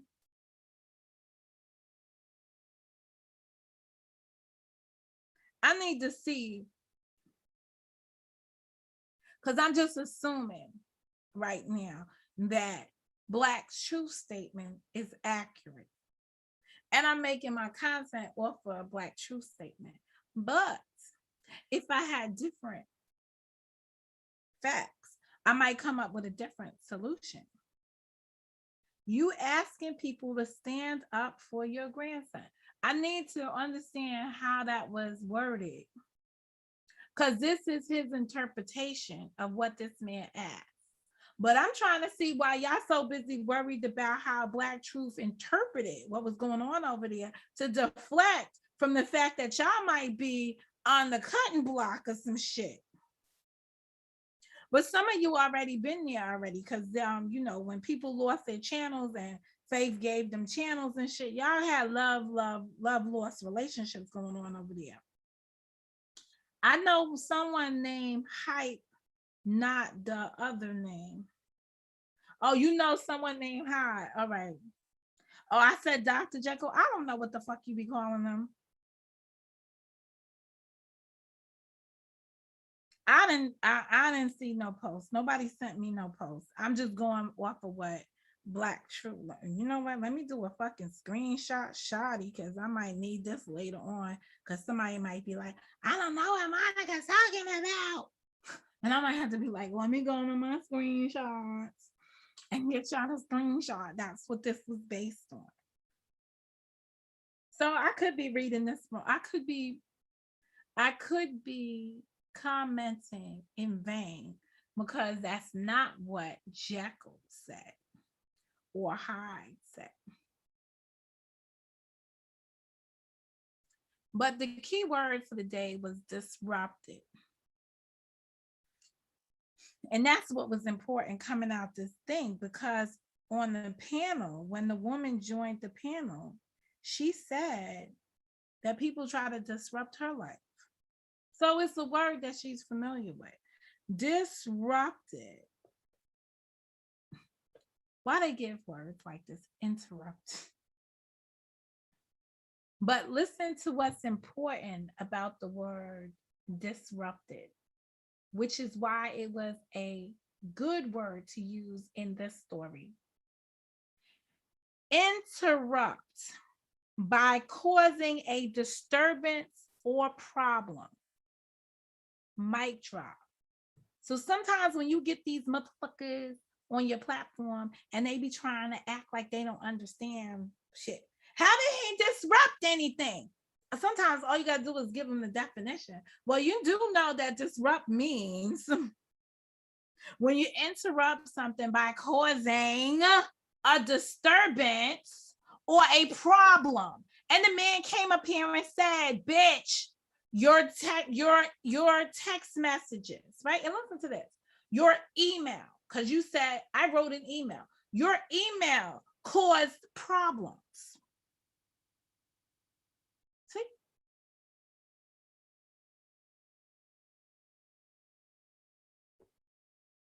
Simple. It disrupted that man's life. Now, I don't know what Jekyll, Hyde, I don't know what those motherfuckers did. The Robin Centers. I don't know what they did in this storyline.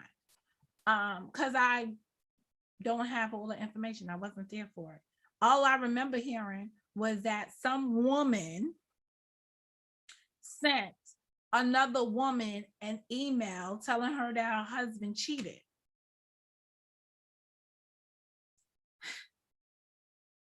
Let me see. He said disrupted that man's life. And the people are saying, and the man is saying, it disrupted my life. It caused a problem. And the problem it caused is that now I'm having a marital issue that I didn't exist before your email. That's point blank.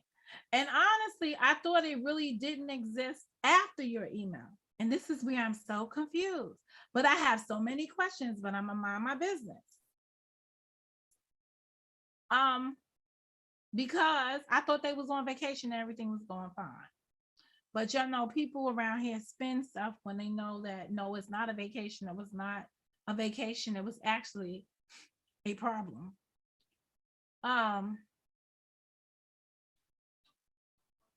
So everybody's causing problems in people's lives. Hold on, I have to take this call.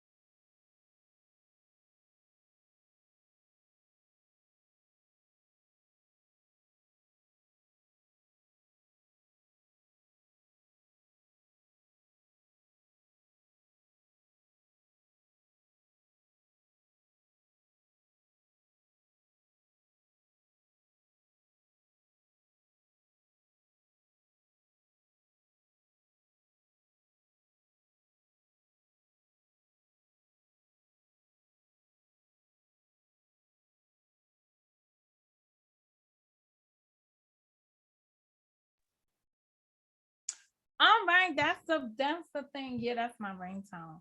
But so I have to see that post. Nobody sent it to me. So oh shit. If you send it to me now, I don't even have my phone. Oh. so I can't see it. So I don't really know what that's about. I really don't know what that's I really don't know. These people just they up here destroy other people's lives. They disrupt everybody's life. The man said that y'all was calling somebody's job. Like you was emailing this bullshit to somebody's job. Why would you do that?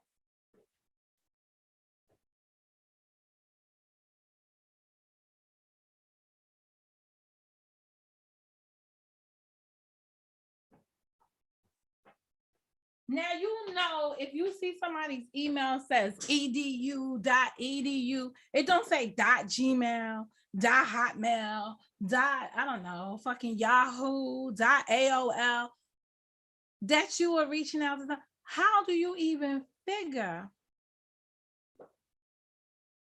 Okay, hold on. I need a mouse pad. We're gonna have to invest in a mouse pad because I'm gonna have to try to figure out how to slow this. It moves too fast for me.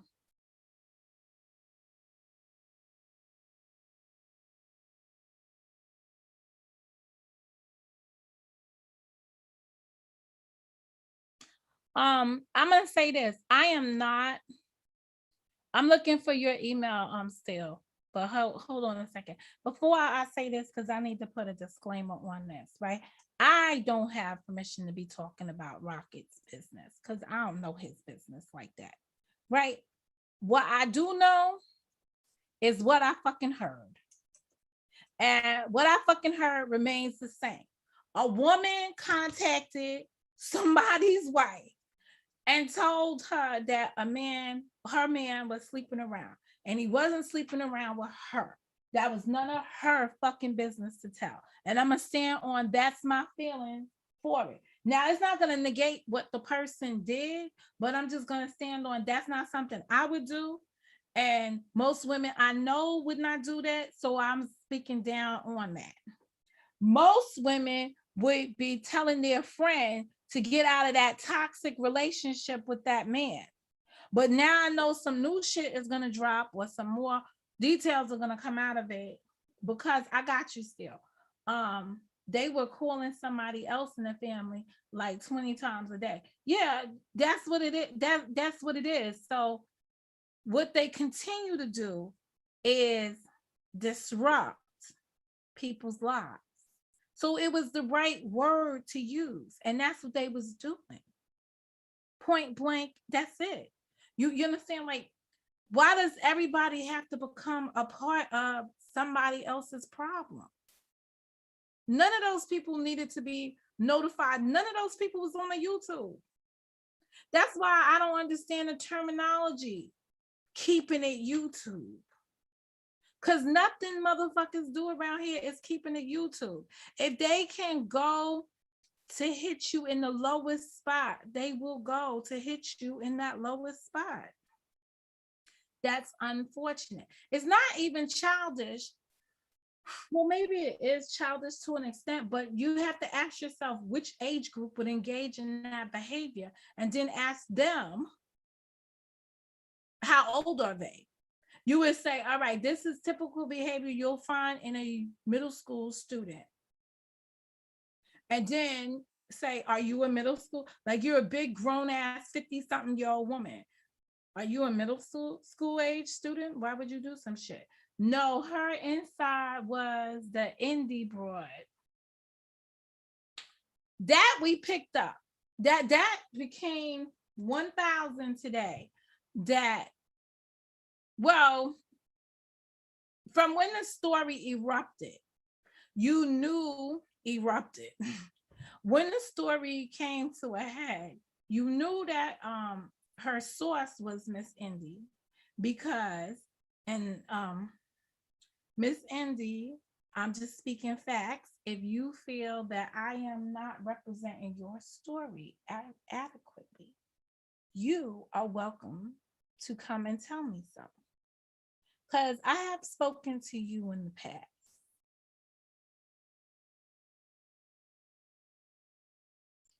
So we're not strangers to one another. And I don't plan on speaking on you in a negative way. I just plan on speaking on the facts that you were the source to some information in respect to whatever your relationship was with Rocket. And you shared your relationship with Rocket with other women here on the internet. And it sounds like other women here on the internet were having active conversations with each other about their activities with Rocket. We were on the internet saying the same, because one of the issues that came out that made this so blatantly clear was when he met up with Crenshaw, and we had heard from Crenshaw, because if only two people, let's just be honest, if two people meet in a park, highly, if two people meet outside of a bar, outside of the liquor store, in the community that they mutually live in, right? And two people, so let's just be clear, two people meet at a liquor store. Unless you are on the phone when those two people meet and you're a third party just listening in, right? How would you know if they went to the car and fucked? So if another woman is telling a story and she says, yo, so I'm going to give y'all two names. I'm going to make up these two names. John Doe and Jane Doe meet up at the liquor store. John Doe and Jane Doe fuck in the backseat of Jane Doe's car. And he wipes his dick off with her towel or some shit, because that's how the story went. That's how we heard it. Where the fuck do you think we heard it from? Do you think that somebody got it from John Doe or they got it from Jane Doe? And it was going through this. I mean, I heard about it and I was like, really? But why would she have sex with him? And she just met him at the liquor store. Like, did they plan? Now I'm like, and this is the reason why it became important. Because Jane Doe was standing. So John Doe goes live and he says, look, I met Jane Doe at the, look who I saw. She hiding in the backdrop like this. Hi. So you met John Doe at the liquor store. He decides to happen to go live and you are shy about it. No one thought nothing of it until the story came out that Jane Doe and John Doe was fucking at the liquor store on that first day. Then it's like, so he fucked you and then went live? That shit is like, I want to be like him when I grow up. That's how I always looked at it. I was just like, yo, that is so crazy. Yo, they treated you like a real hoe. Like you can't get no more hoish than that. That might explain why Piggy Smalls was so mad when he found out that the love of your life, Jane Doe, was fucking No News is Good News with Gary Gnu. But only two people were there at the time. So one of them had to tell the story. Now, maybe one told the story and the second one found out, and then he or she hyped it, because we don't know which one leaked the story in the first place.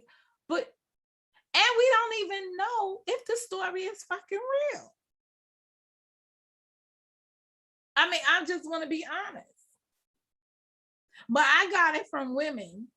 And women got it because they got it from the woman, allegedly. That's how we heard the shit. I'm sticking on that. So, but nobody was calling up nobody's husband. Nobody was calling up that man's wife talking about, yo, check it out. He met some bitch at the liquor store. Nobody was doing that. So why would you do that now? That's just crazy. Like that's just crazy. So I moved the names and made it John Doe and Jane Doe because I don't have no proof that that story is even factual. I mean, when the man was confronted with it, he said it didn't happen. I think that was my recollection of what he said. Because when P. Smith tried to put his put him on blast about it, he was like, "No, I didn't have that." I don't know who either of the parties are, but how many times would they need to meet each other before on the YouTube? Okay, listen. Listen, you can meet somebody and fuck them day one. I ain't fucking mad at you. You could do that. The question is, why would you tell us about your sex life?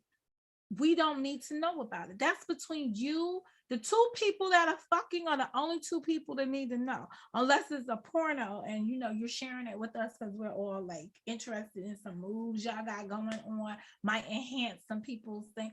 But otherwise, nobody needs to know. Nobody really cares how many times or how many times you met a person before you had sex with them.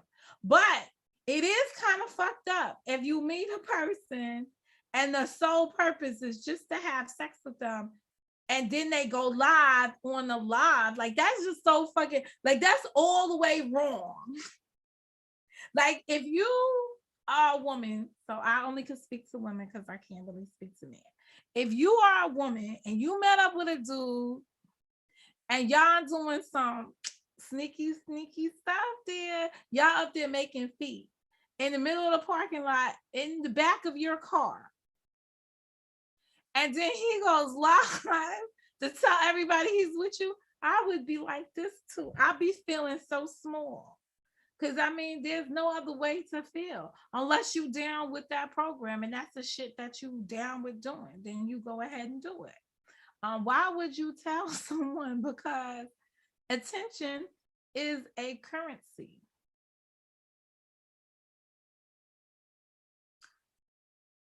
Who would tell?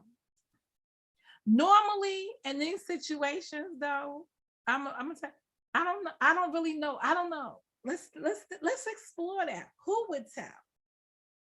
If you meet up with somebody, right? And again, I gotta preference this. I have no information now to believe that that story is even true, other than the fact that they met on that day. I don't know if they had sex on that day or they didn't have sex on that. I'm going to go with they probably didn't have sex on that day. But I definitely know they met a day because he went live. That's the only thing that I can say is factual in this story because we saw all that happen.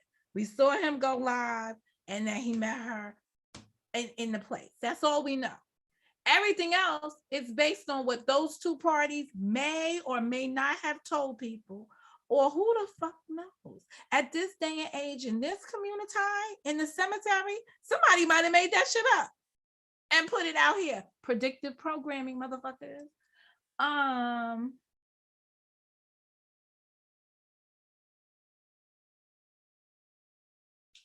It sounded like a quickie to me too.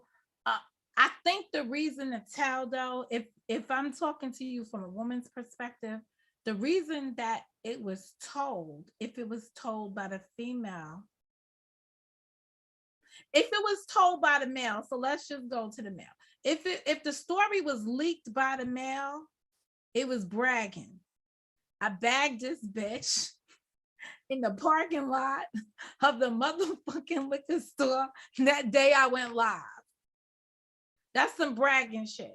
If it's the woman, it's, I can't believe this guy's a fucking dog. He fucked me in the parking lot. Like, I don't even know. I have to think back to how that shit was coming out. But the bottom line is the woman always takes the rap as looking bad. Now, she had a lot of girlfriends around her at the time. None of them called his wife. I'm just saying, I'm just saying a weird situation that occurred and nobody called his wife.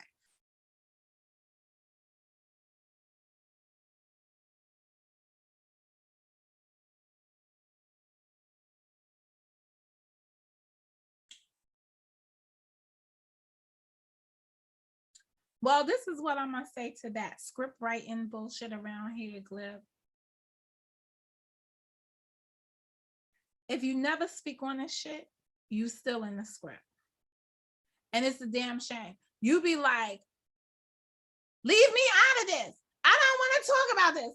Keep me away. And your ass still be inside the midst of it. So no matter how much you try to walk away from the bullshit, you find yourself still in the bullshit. I wake up some days and they be like, hey, Monica, hey, Monica, hey, Monica. And I'll be like, what the fuck did I do? How did I get here? Because the people, so it's like in any movie that you're watching, because these motherfuckers think this shit is a movie and they think that some of us are YouTube stars.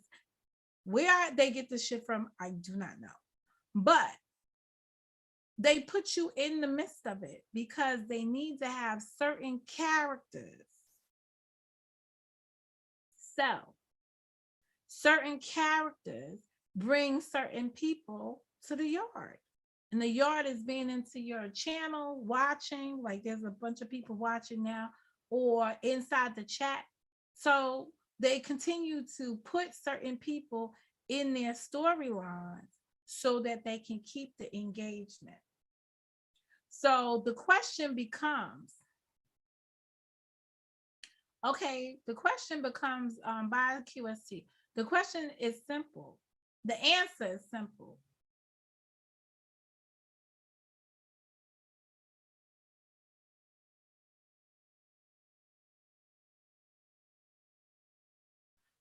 To be quite honest, Miss G, I didn't think nothing of their engagement. I was just like, every time people met up on this YouTube, I was just happy that. So let me use other people's words. 2 troll accounts finally met up. And you can put some real activity to that and say, because you know, like people feel like if you're not on cam, you don't really exist. And then when you see people meet people, it's like they met.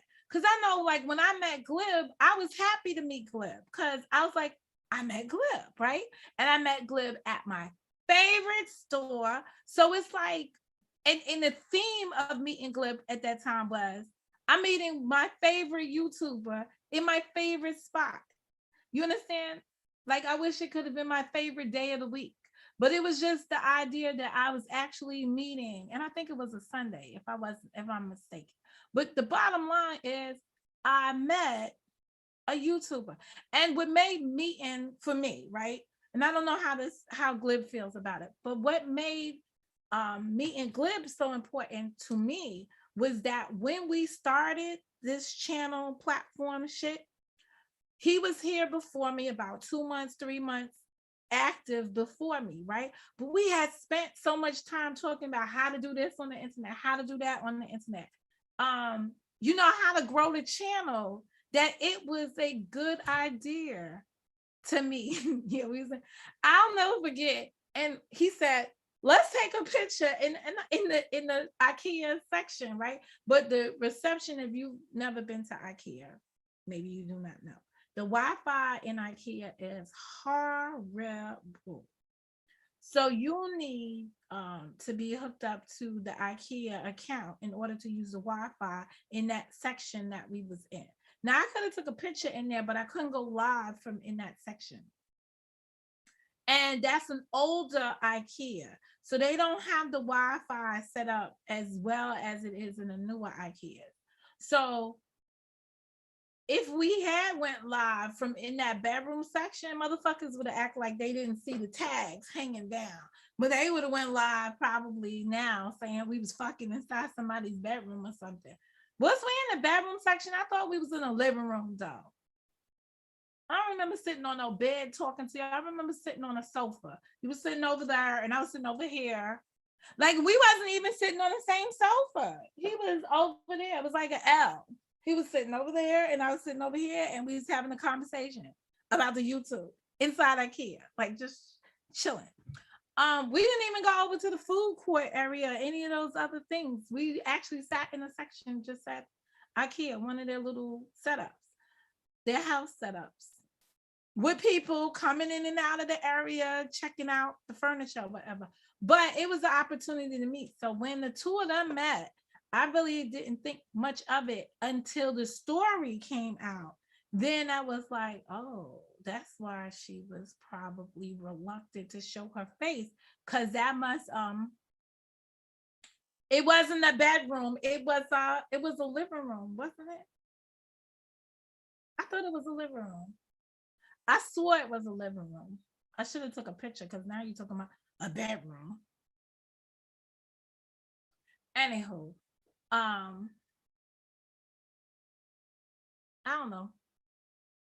At the end of the day, it was a public location. Nobody was fucking nobody. Nobody got nobody's car and did no whoop-diddy, whoop-diddy, whoop-whoop. But, and probably nobody did that in their situation either.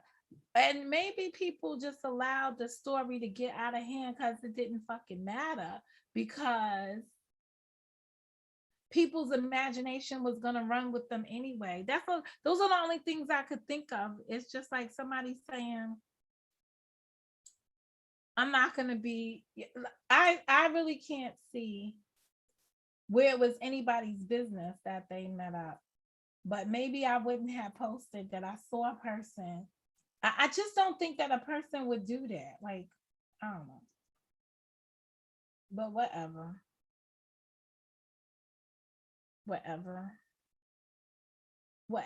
The bottom line is whatever occurred, nobody contacted nobody. Nobody was sending no emails or felt compelled to tell on nobody because that was none of their damn business. That's what that boils down to. The bottom line is it's nobody's business. If he ain't fucking you, it's not your business. Why do you care? LeBron James says there's something really wrong with who's Westbrook? Who the hell is that? Now I gotta go look at. Is that the guy that won't get vaccinated? He don't want to get vaccinated. He don't want to play. That's the end of it. I ain't mad at him. He don't want to get vaccinated. So what?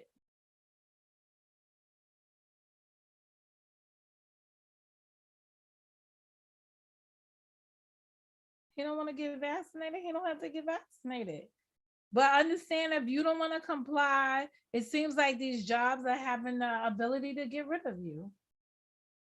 Because they're saying you are a safety hazard in their job.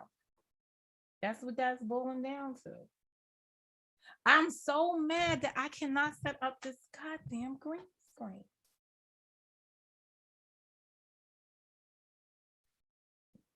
Because I'm missing goddamn supplies. I need supplies.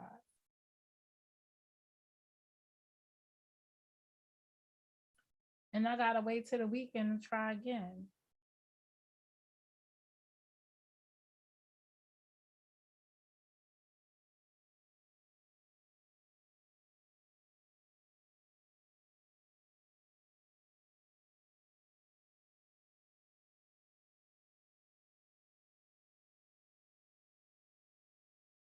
Okay.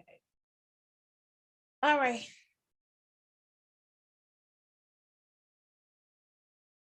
We have a knock.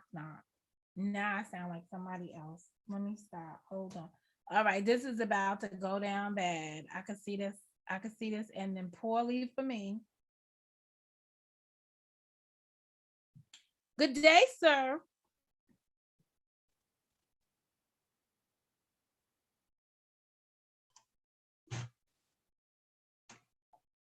Well, hello, Mr. Keena. Oh shit! I think I gotta get my headphones. Say something good. Hey, what's up? Can you hear me? Oh, I can hear you. Oh, I don't even have to get headphones. Oh, you figured it out. Look at that. Oh, look, my setup is coming to life. All right, that's good. You got to have a lot of buy-in to get onto your page.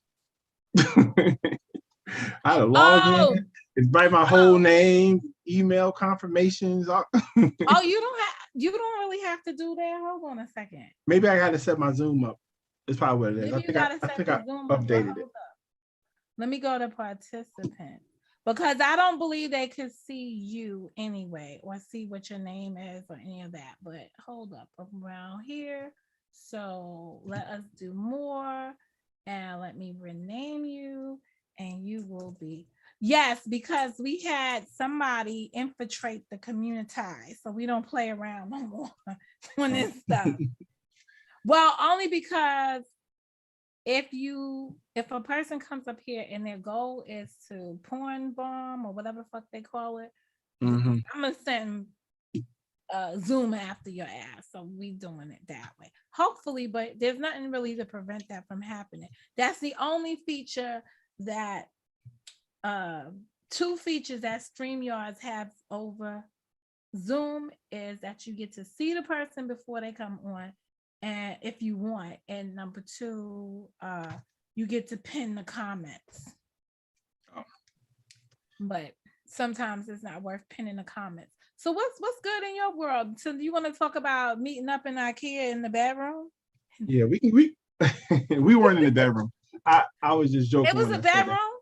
No, it wasn't. It was a living room, right? It was a living room. Yeah. It was a living room. Oh, okay. I was like, I don't remember sitting on nobody's bed because I don't like to sit on the beds in IKEA. I just be saying stuff sometimes to see if I can get someone to add me to their wall one day.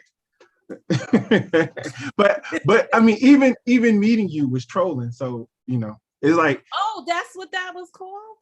Well, yeah, I was trolling. Well, I mean, I've already said this before. I was trolling John Frank. I knew that if I said I was going to New York and I was going to meet my favorite YouTuber, or if you want to meet your favorite YouTuber, that he would answer. I didn't have to say anything to him.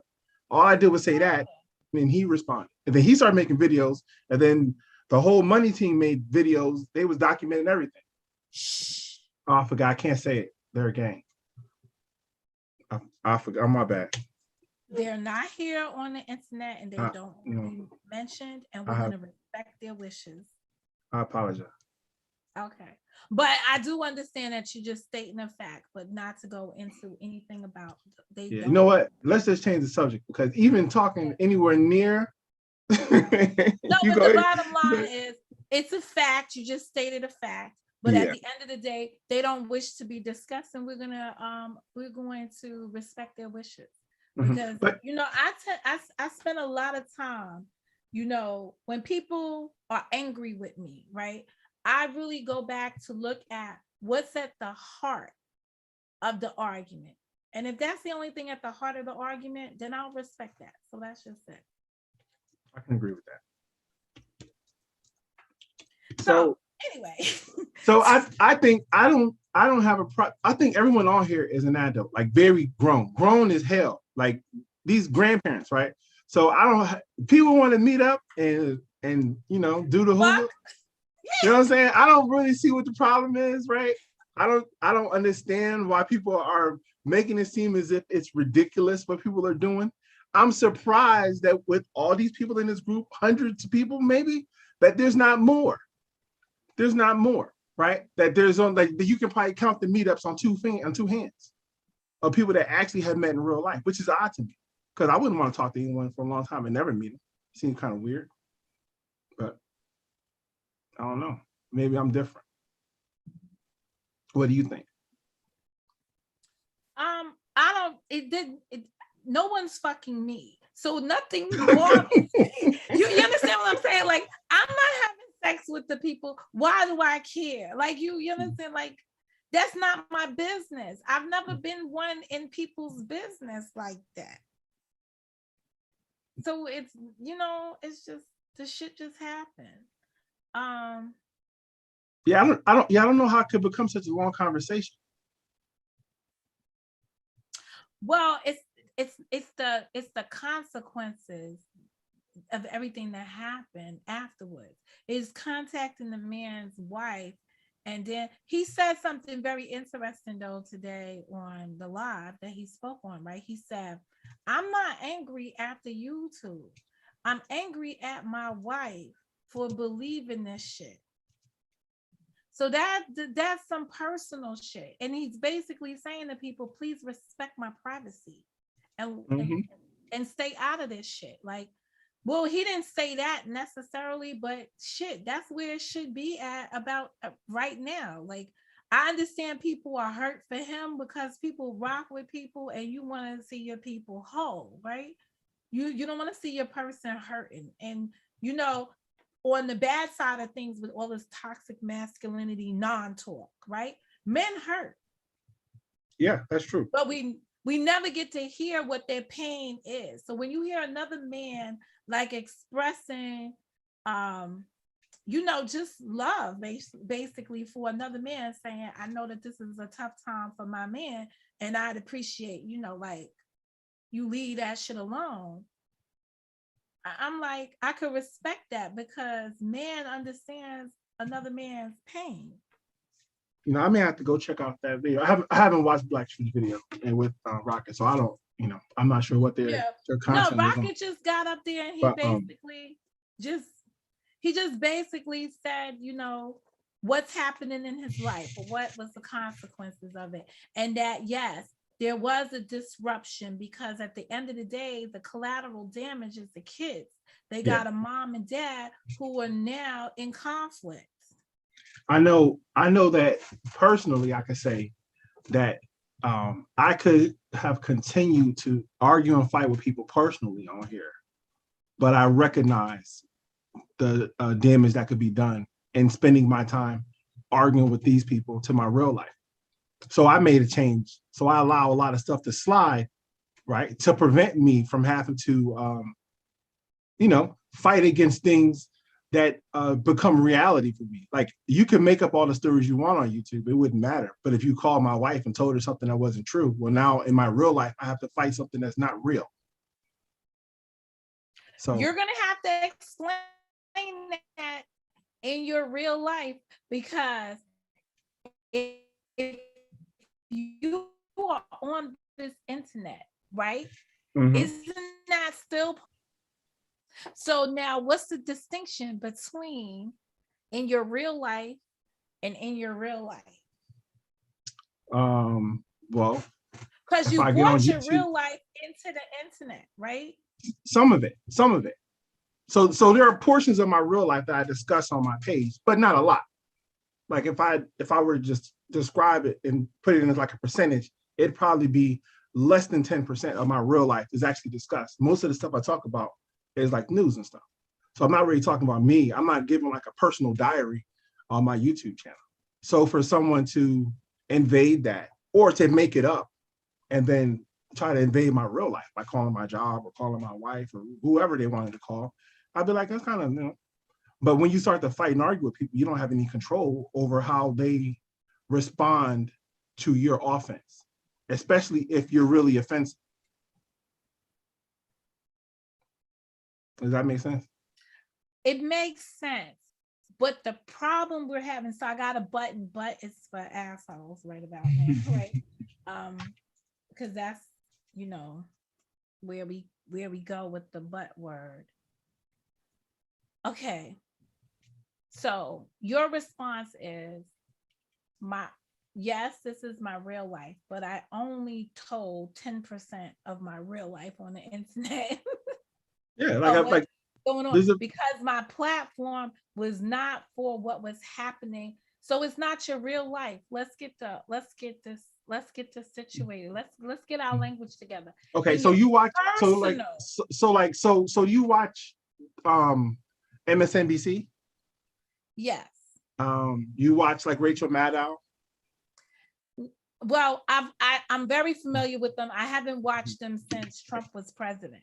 well, Rachel Maddow has a show. We know that Rachel Maddow was a lesbian, and we know that she's married. That's it. Right? We don't know the inner workings of her personal life. We don't know what she does, but she does a show and talks every day about stuff that has happened, not about what happened to her. Okay. All I'm trying to do is change our language. Because we all have jobs, right? And when we go to our job, right, we don't say to our colleagues, I don't want to share what's going on in my real life with you. You say I'm not going to bridge my personal life with this. I don't intermingle my personal with my professional. So on this YouTube, I guess that's what we need to start saying. Yeah. Like I said to a guy the other day, I was in a conference call, right? And I have a green screen behind me, but on my the angle of my computer doesn't really work that well for the green screen for my work computer. So I just leave the green screen. They can just see the green background. The guy's like, "Oh wow, you got a green screen. Why is that?" I said, "Well, you really don't know me." That was my response to him. You don't know me. And then he didn't ask another question like, "Well, what does that mean?" Or why didn't you you don't want to elaborate? No. I do not want to elaborate because what I do on the internet, I would rather you didn't find. Thank you. Well, that's because to your job, right? Mm-hmm. What you're doing on the internet is part of what? Your personal life. And you don't have to share that with the people at your job because that's part of your personal life. Well, YouTube is my part-time job that I don't get paid to do. So that's also work.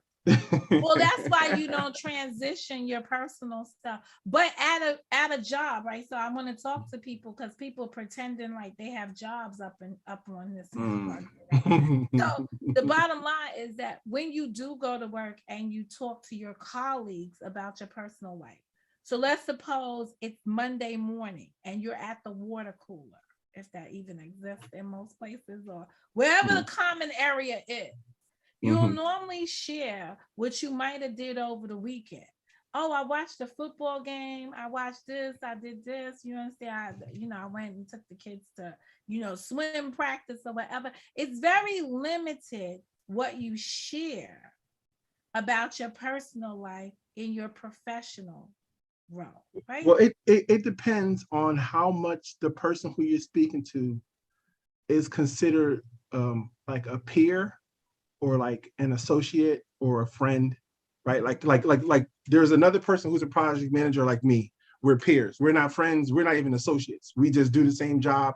And I see him in passing. I may print something out for him or take something out of the printer for him, but I'm not going to tell him what I do. We're not friends like that. And there's some people who I talk to more in depth because we bridged the gap of just being people who work in the same building. And now we actually talk about things that may be a little more personal. Although still limited because there's some lunatics out here. You can't get people too close to what you do out here. Yeah, but you never make a distinction that this is your real life that you're dealing with. It's always your personal. I'm gonna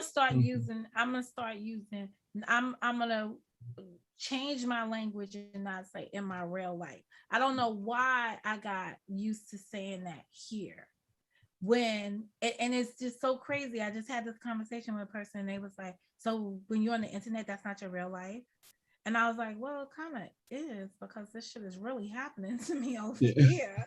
And I bring it back. So I was like, yeah, we got to change the way we are expressing ourselves. So yeah, I can agree with that. I mean, to me, it's not real because, I mean, it's just like if I were playing a video game and I would be engrossed in it while I'm playing it. But when I turn it off, well, then now I'm back to my real life. I'm not, or watching a movie, you get captivated by the show, but when it's over, then you're back in your real life. You're not in the movie anymore. You're not watching it. So this, to me, participating in it is something that I do, and I guess is real, but it's certainly not personal. And it certainly wouldn't be something that I would put on my resume later on if someone would like, what did you do with your life? I say, man, I spent like 4 years arguing on the internet about shit that didn't matter.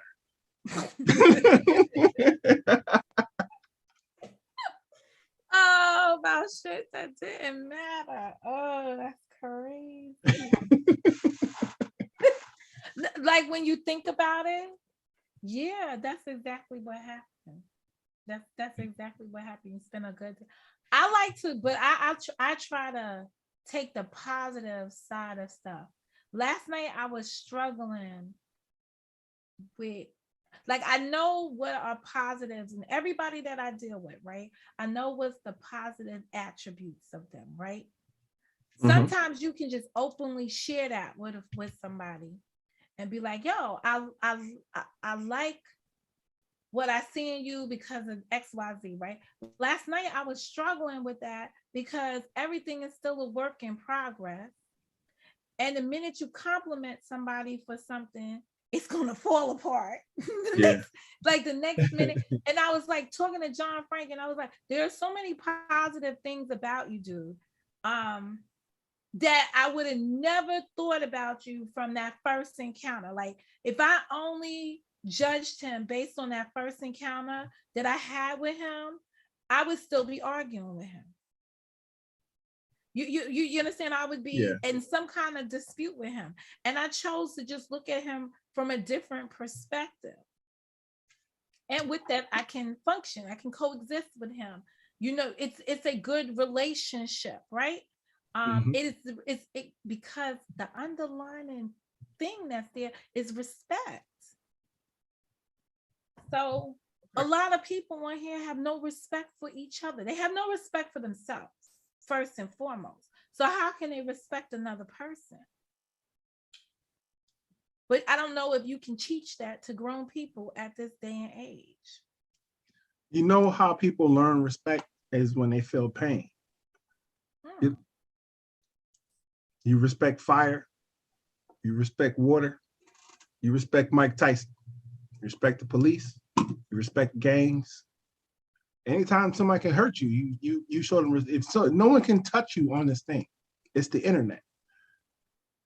If you don't have anything to lose because you don't have a job and your family already hates you, then why would it matter that someone called everyone you ever knew and told them that you were a piece of shit on the internet? They'd be like, she's a piece of shit in person. That's not what's happening. People are not calling people though and telling them that you're a piece of shit on the internet. Instead, people are calling people and your family is saying you're a piece of shit in your personal life. Like they're saying like, yo, how did this person get to the internet? Like there are people that are just vexed at you in your life that they're willing to tell that to anybody that comes along. Like that is crazy that the people in the people that you are most familiar with hate you to the level that they would open up to a complete stranger about you. That is crazy. Like that is that's like, wow. How did I really fuck up? Like you understand? It's a reevaluating our relationships. No, that's when this is what I'm saying. Like you gotta dig deep at that moment when you see your family, right? And most of the time these are family members who are just who are openly engaging. Most family members, even if they don't fuck with you, would have a little respect for you when a stranger comes a calling on you, right? And says, okay, so Monica's your cousin? Who? Monica who? Where's she from? I don't know that bitch like that. Like that's the answers you're expecting from your family because they not wanting to, even if they hate you, right, to out you. But this is at the level where people is like, fuck this. No. No, this person is the worst piece of scum in our family. We all think this way of them. Like, how do you just open up to a stranger about your family member like that? Like that's a tough call for me. Respect for you. I mean, I get calls all the time from numbers I don't know. I don't even respond. I'd be like, nah, I don't know who that is.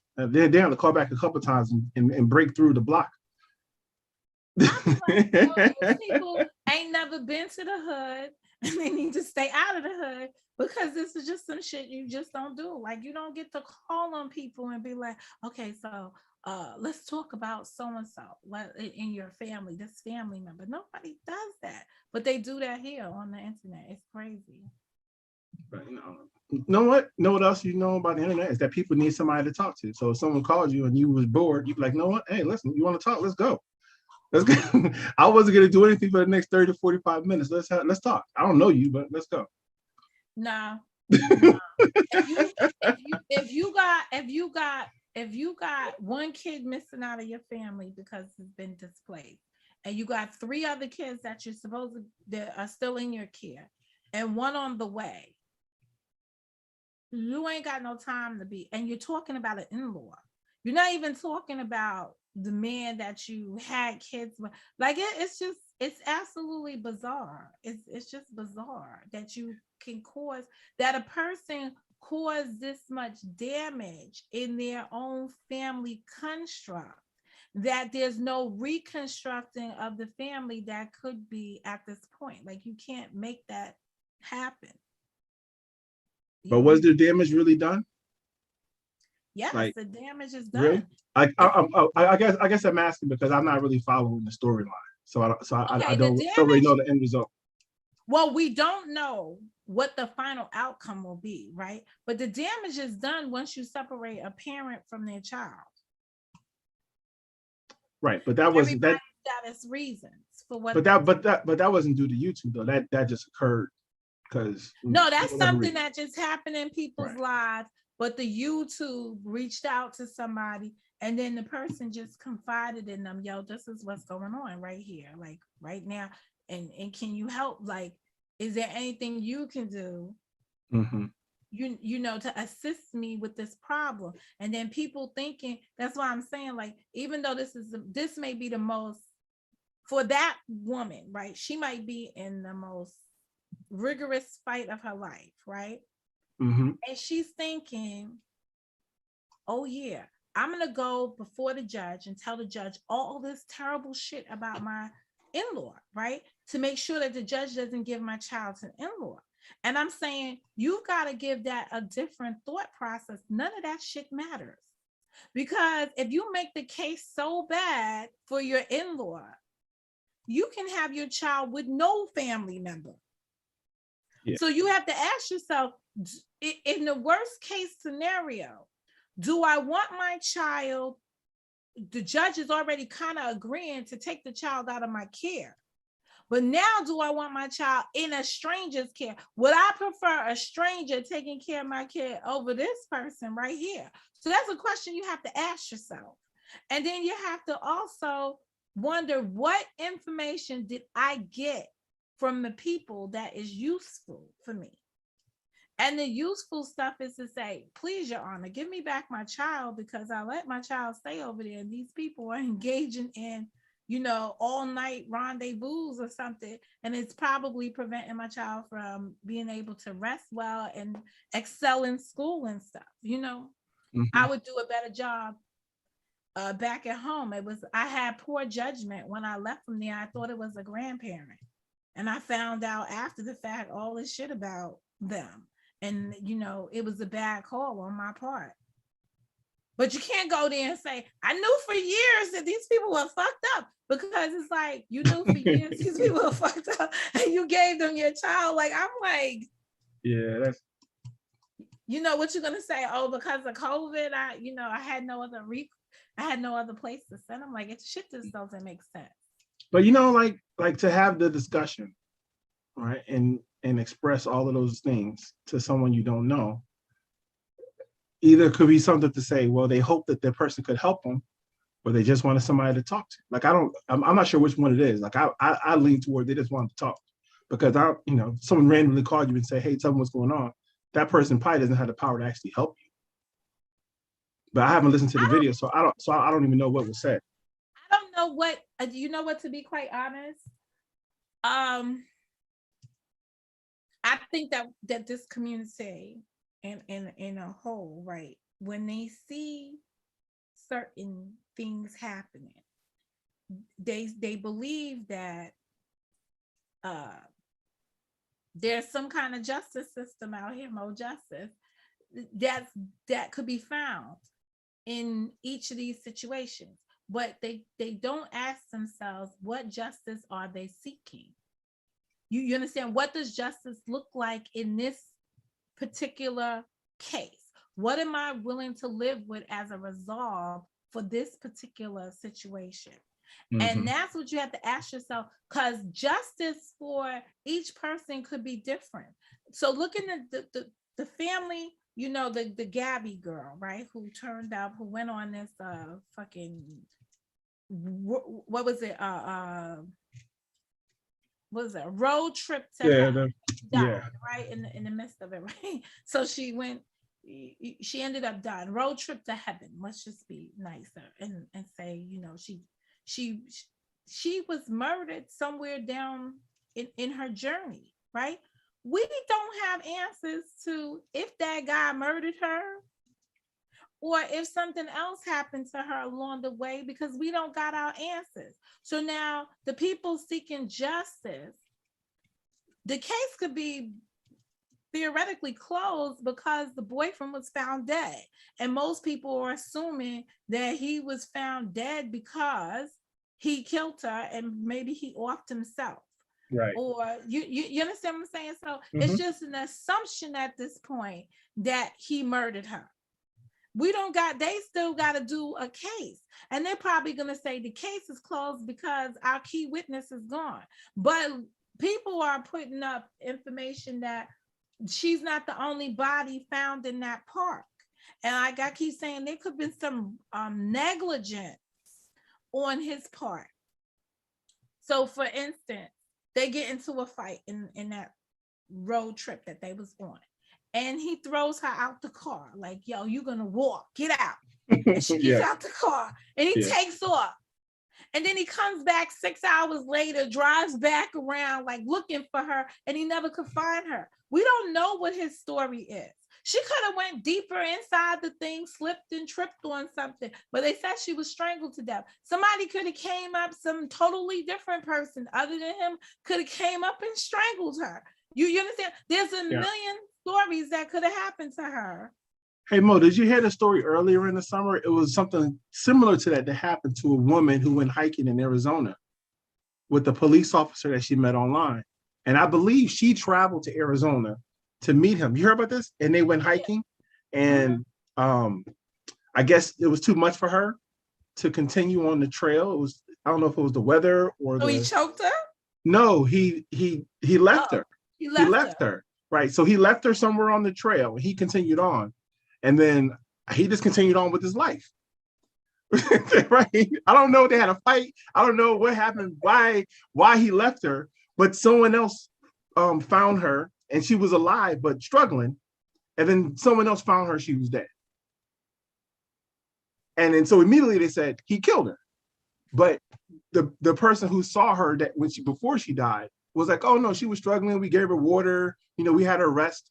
So he didn't kill her. She was still alive, but she died from like heat exhaustion or heat stroke or something like that.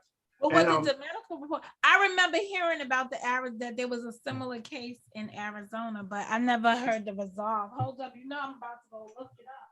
Oh yeah. Uh-oh. At the end of the day, we don't have no answers. Yeah, well, in that case, he said I left her. She was alive when I last left her. But unfortunately, that's because he's a police officer. But this is what I thought of when they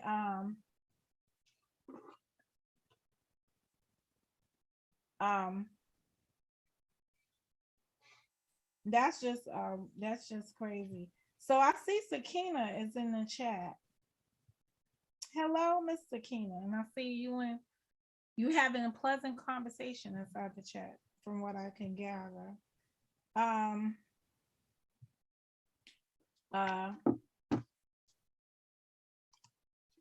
Well, they're gonna believe they're gonna believe the officer anyway, no matter what he says.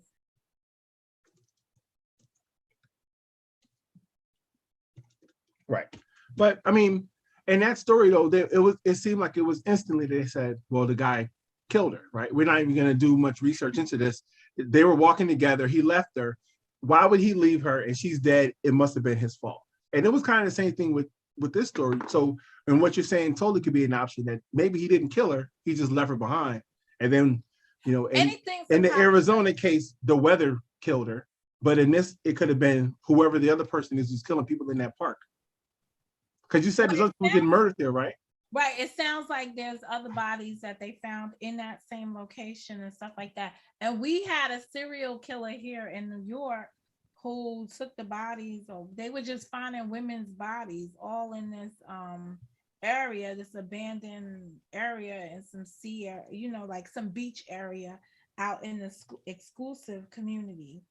But many bodies were being found over there, women that were missing from various areas of New York their bodies were found in that area. Right.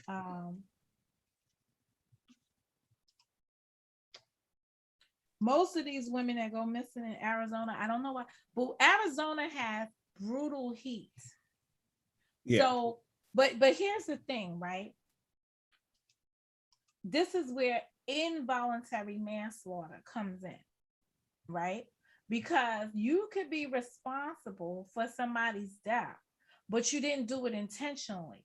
But your actions resulted in their death. So putting her out of the car and leaving her to fend for herself on the side of the road is an action that could have resulted in her death. And the language that they use, had it not been for your behavior, right, your activity, that person wouldn't have turned up dead. They would have had, a lot of other things could have happened. So you didn't kill the person directly, but because you abandoned them, you caused the rest of the stuff to go in play. Yeah. But that's the only thing, is because they said she was strangled. But the interesting shit is that they found her body a month later, right? Nearly a month later, and they can tell us that she was strangled. They found his body a month later, and they can't really tell us the cause of death because all they had was bones. Yeah, I'm not sure what. I mean, did he burn himself up? Like, it's very weird. Like that they said. Well, it was so in that area, it was a swamp, right? Yeah. So he was underwater for a significant period of time. And it is Florida, so gators probably ate at his ass or whatever. You know what I'm saying? He was in a swamp. You know what's funny, right? It's interesting you said that, because you heard about there was a young black guy who died. I believe it was, damn, I don't want to say what state it was, but it was somewhere in the Midwest, where he's a grad student and he drowned. And supposedly, they have it on video, so it's not supposedly. He took off his clothes and he got in the water for some reason. And then he drowned. When they found his body, he was like missing body parts, organs, and they were saying, well, it's because he was in the water. He's probably being eaten by wildlife, but when the story first came out, they were trying to make it seem like it was like organ harvesting. Okay, so that's a lot to unpack there. So they find his, whose body was it? It was a black grad student, right, so like in his early 20s. They found him. Well, they found his car next to like an overpass or something, with near a body of water, and he had been missing. The problem is that when the guys go missing, right, this has something to do with something gay. So the underlying situation is that it's a hate crime because of his sexuality. So that's how they look at it until they can find other evidence. To that's how they look at it. Like something happened because he was not I just thought it was strange because they have a lot of the stuff on video that he did that day, and they have his clothes where he took them off, including his phone, left it in the car. So it was like everything appears as if for some reason he decided to go for a swim. Now the question is why, or why did he decide that he wanted to go off himself while making sure he didn't damage his cell phone? That doesn't make any sense to me either, but they're trying to say he was using drugs, but they can't figure it out because his body was too damaged from the water. But I guess my point was, we accept that Laundrie's body is too damaged to get any answers, but that was not accepted in this other case. Like, he was in the water for a couple of weeks, it comes out damaged. They said it must be some kind of foul play. You know what I'm saying? I don't know. My daughter thinks Dirty Laundry is up there with Snowden. So she thinks that he ran off with Snowden. He's in Russia somewhere being hidden. Oh man, but hey, Mo, I'm not gonna slow down your show. I wanted to talk about how we were sneaking around at IKEA. in our kid running around the store in our birthday suit in the daylight with all the stoppers. Listen, you don't have to tell them what happened when we went outside. So you can talk all that talk about what happened inside IKEA. You ain't gonna tell them what happened when we pulled out to the loading dock. We got outside. That's where the car was at. But I gotta look now back at that video and see if you was hiding off on the side like you didn't want to be on camera. But at the end of the day, right? Grown folks are responsible. So what you're saying basically is grown folks are responsible for their own behavior and how they engage. And that's about. And you know what? If they didn't want anybody to know, they wouldn't have shared. So to me, it's like it's not really that big a deal. It's serious until someone makes up the narrative, right? Like no one had to know that we met, right? You didn't have to put the video up. I didn't have to record the video and participate. I could be like, nah, I'm straight, right? But that's not what happened because unless someone was going to make up their own narrative of what happened and then take the narrative they made up to become a real story to tell someone who I actually know in my real life.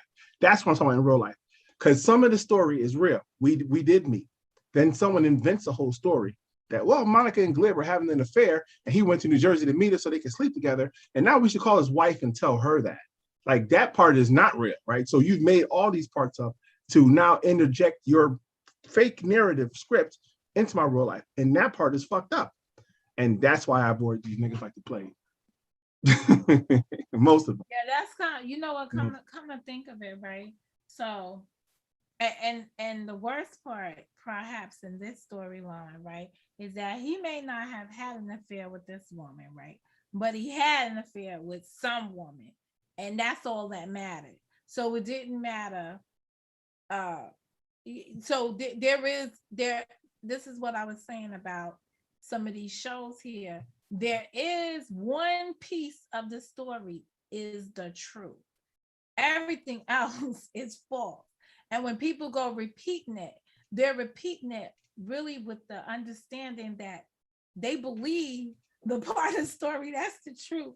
They're just running with the rest of the stuff because whenever they make the argument, they go, well, he did meet her, right, in the parking lot. Like, so that is what people would defend. Oh yeah, yes, of course they was at the park. All right, so that story is true then. That's what happened.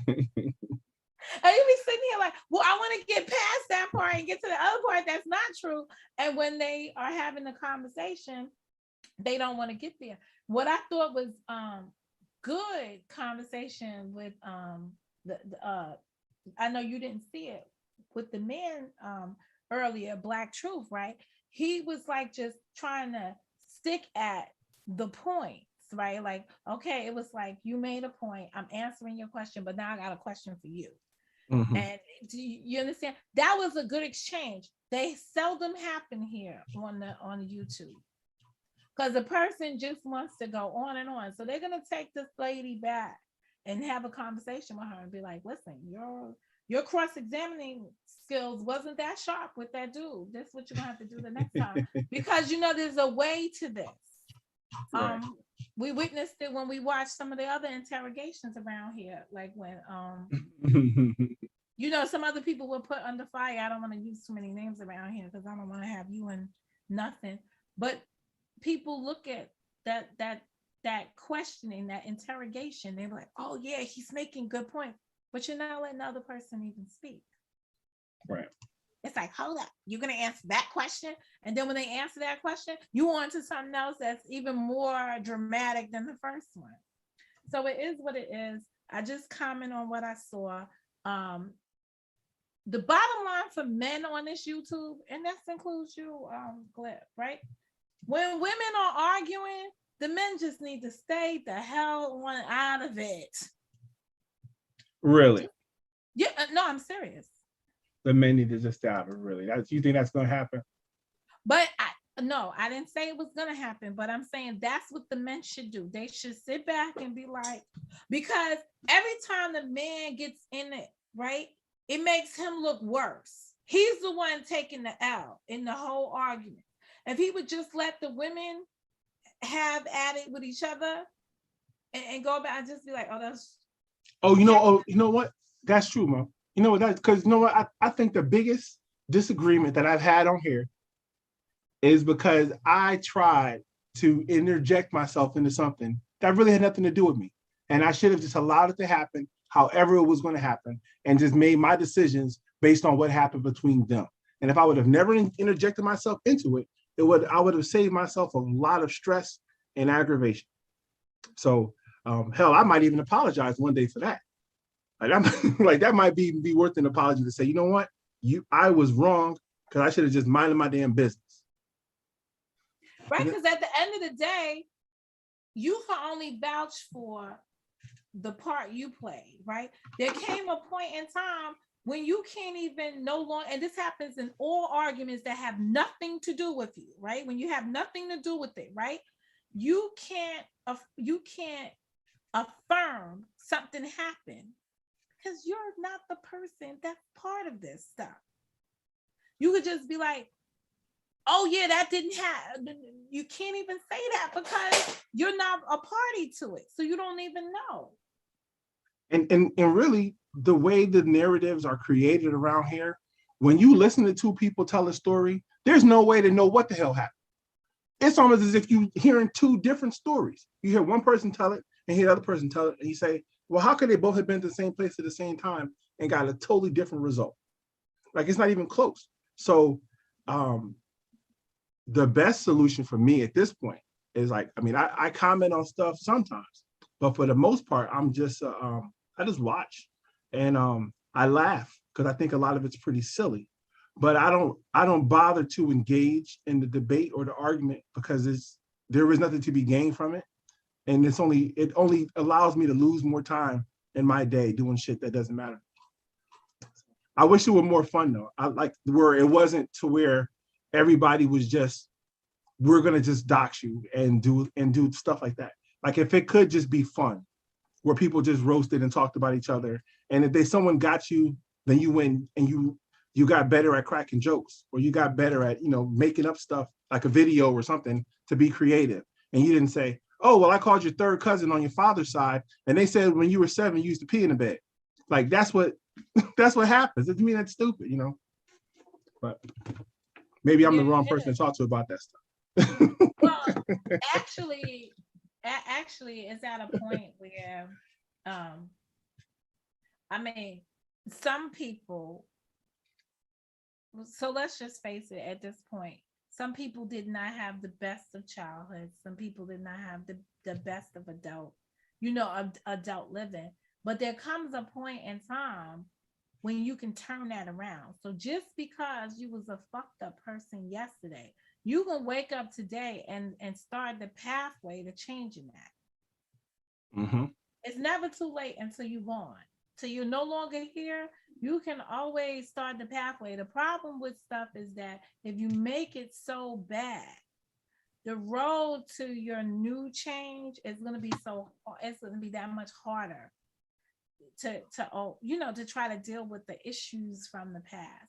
But no one who yesterday you can always wake up and a new day comes and you can become a new person. You can map out a new path for yourself. You can start making changes that can lead you in a more positive direction. And when you have people around you that want to see you only be in your negative, then you have to make decisions of who to let go as you continue on your pathway to do good. Sometimes you're going to have to leave. No, these people, no, not around here. But hey, you know what I found out today? I'm serious. No, not around here. No, there's no changing. There's no pathway. Nothing. But here, but what? This is my hope. This is my hope. Google and Microsoft are offering their certification programs. There's 4 different certification programs for free through community colleges. Every community college in the country, they're letting them all have the program for free. All you got to do is go down there and sign up, and you can get certified to be one of these 4 career fields. It's like project manager is one of them, and there's like 3 other ones. So I challenge some of these people that are sitting at home making videos all day to check out a community college and maybe get a career. All these careers start at $60,000 a year too. 60 grand a year. So I'm saying, if you sitting around making videos all day, or you got nothing better to do, you funny because you missed the part of that thing is somebody came up here and said, I got a new job. And my new job, I'm making $63,000 a year. And these people were having a fucking field day on $63,000. About 60 grand? Really? Well, that's what the person said. There's people on here making 60 grand? Not on the YouTube, but in their personal life and in their other profession. You know, there's people in this area of YouTube making 60 grand a year? From you mean in this area? So are you asking me, are they making it from a YouTube income? No. I'm saying income just in general. Oh, yeah, there's people on here. I make more than $60,000 a year. There's people on here that make $60,000. I would hope that there's people on here making $60,000 a year. Okay. You don't think there are? I think they're the minority. I think they're the minority. You live in New York. The people who work at McDonald's make $45,000 a year. No, they don't. What is because remember they made that minimum wage $15 an hour, right? But what's minimum wage? $15,000 is $30 an hour. What's minimum wage in New York? $15 an hour. Really? It's minimum wage. Yeah, it's $15 an hour. So if you was to do the math, right? But with that minimum wage, they lost 40-hour weeks. So they have $15 an hour times 30 hours a week at best. Times 52 weeks a year, they're $23,000 salaries. So the minimum around here is about 23. The medium is probably like 23,000 a year. But other states, the minimum wage is still 7, 10, 12. Yeah, much lower. Man, I'd be shocked if there was a majority of people over here making $60,000 a year, but that's just my opinion of how they live. But I could be wrong. I could be totally mistaken. I temped and I definitely made more than 60,000. So it's just. But I don't like to talk about how much money I make because right. I mean, it's kind of crazy because when they were talking about it here, I was like, well, it's a possibility the person made that. Like, I was not against that the person didn't have that kind of salary. I can remember when I crossed the $60,000 barrier, I was dancing. So when someone downplays 60 grand, the 60 grand is a lot of money. 60 grand, you figure, okay, for 60, like, okay, your car should be worth half of your income and your house should be 3 times your income, right? So if you made $20,000 a year, you should be driving a $10,000 car. And you should be living in a $40,000 house, so you can't have a house and you have a shitty car. If you make $60,000 a year, you can have a new car and you can have a $180,000 house. So now you can have a nice house and a nice car with 60 grand, depending on where you live. If you can get 800. But yeah, so now what state are you basing this on? Well, I mean, that's just a rule of thumb. That's just a rule of thumb on what you could afford. But if where you live, you can't afford a $180,000 house because $180,000 house is still in the ghetto, then it doesn't help you very much. You have to live somewhere else. But if you're in South Carolina, if you make $6,000 in South Carolina, you be living like a damn king. You have a house with an acre. You probably have an in-ground swimming pool. You know what I'm saying? You live real good in South Carolina. Imagine living in New York, right? Imagine working for a company in New York, right? During this pandemic and being able to go to another state and live for these 2 years. How much money people could have banked. That's why I'm hearing people talking about one of the biggest issues is that as the companies are reopening and people are returning to work, you got people quitting, right? Mm-hmm. And you got people quitting because they don't want to return to that work atmosphere, or they banked enough money that they want to start their life over in someplace else where they're willing to. Once people have been through this situation in terms of this pandemic, some people have hit a point in their life where they're like, what am I doing? Is this the road I want to be on? What's my quality of life about? And they want to change it. They liked being at home. Mm-hmm.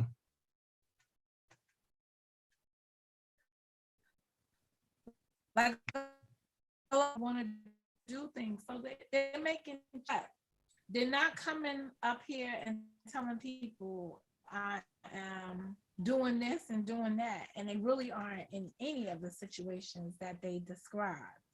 So the question becomes, why are you lying about your life for these people on the internet? Why are you lying? Yeah, like Ego. why are you? You want to look a certain way. But I guess my thing is frozen again, so. Oh, it's unfrozen for me now. Out their life, and no one should feel like they need to be on this YouTube proving who you are to the folks on here. Be yourself, do you. But if they're your peers and you need their respect, you know what I'm saying? If you need their respect and their affirmation that you're a good person, or that you're a quality person because you've done these things, then you would share those things with people. Like, I don't share anything because I don't need confirmation from anybody on here. So I would show nothing.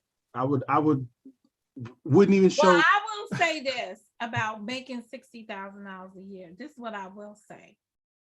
You have got to be well experienced in something to cross into those kind of pay scales. You don't just get them without no education or no experience. There is another way you could get it. Besides, there is another way you can get it. Experience? You could work a lot. You could work a lot. You could say, I'm gonna give them 60 hours a week, and then you make a lot more money. Although that's not really the smart way to make more money, to work longer. The better way would be to get more per hour and get better. You could always just do overtime. I'm gonna tell people a fact of life, right? The more you make, the less you do. That's just the way it works. You know what, Mo? That's not true. That's not true. Let me tell you why, right? Okay. When I was a programmer, right, I had gotten to the point to where all I did was just sit at the computer and write programs, and then somebody else did all the physical work. And then I said, well, I want to get into management. And I got into management, and now I'm on the bottom rung of management. So now the people who are at the upper level of management do way less, right? But I'm at the lower level of management. I work way more than I was working at just one rung up the ladder. If I would stay down one rung, my life would be much easier, less stressful. I'd probably be doing YouTube videos every day. All I know for me and where I am at professionally, right? There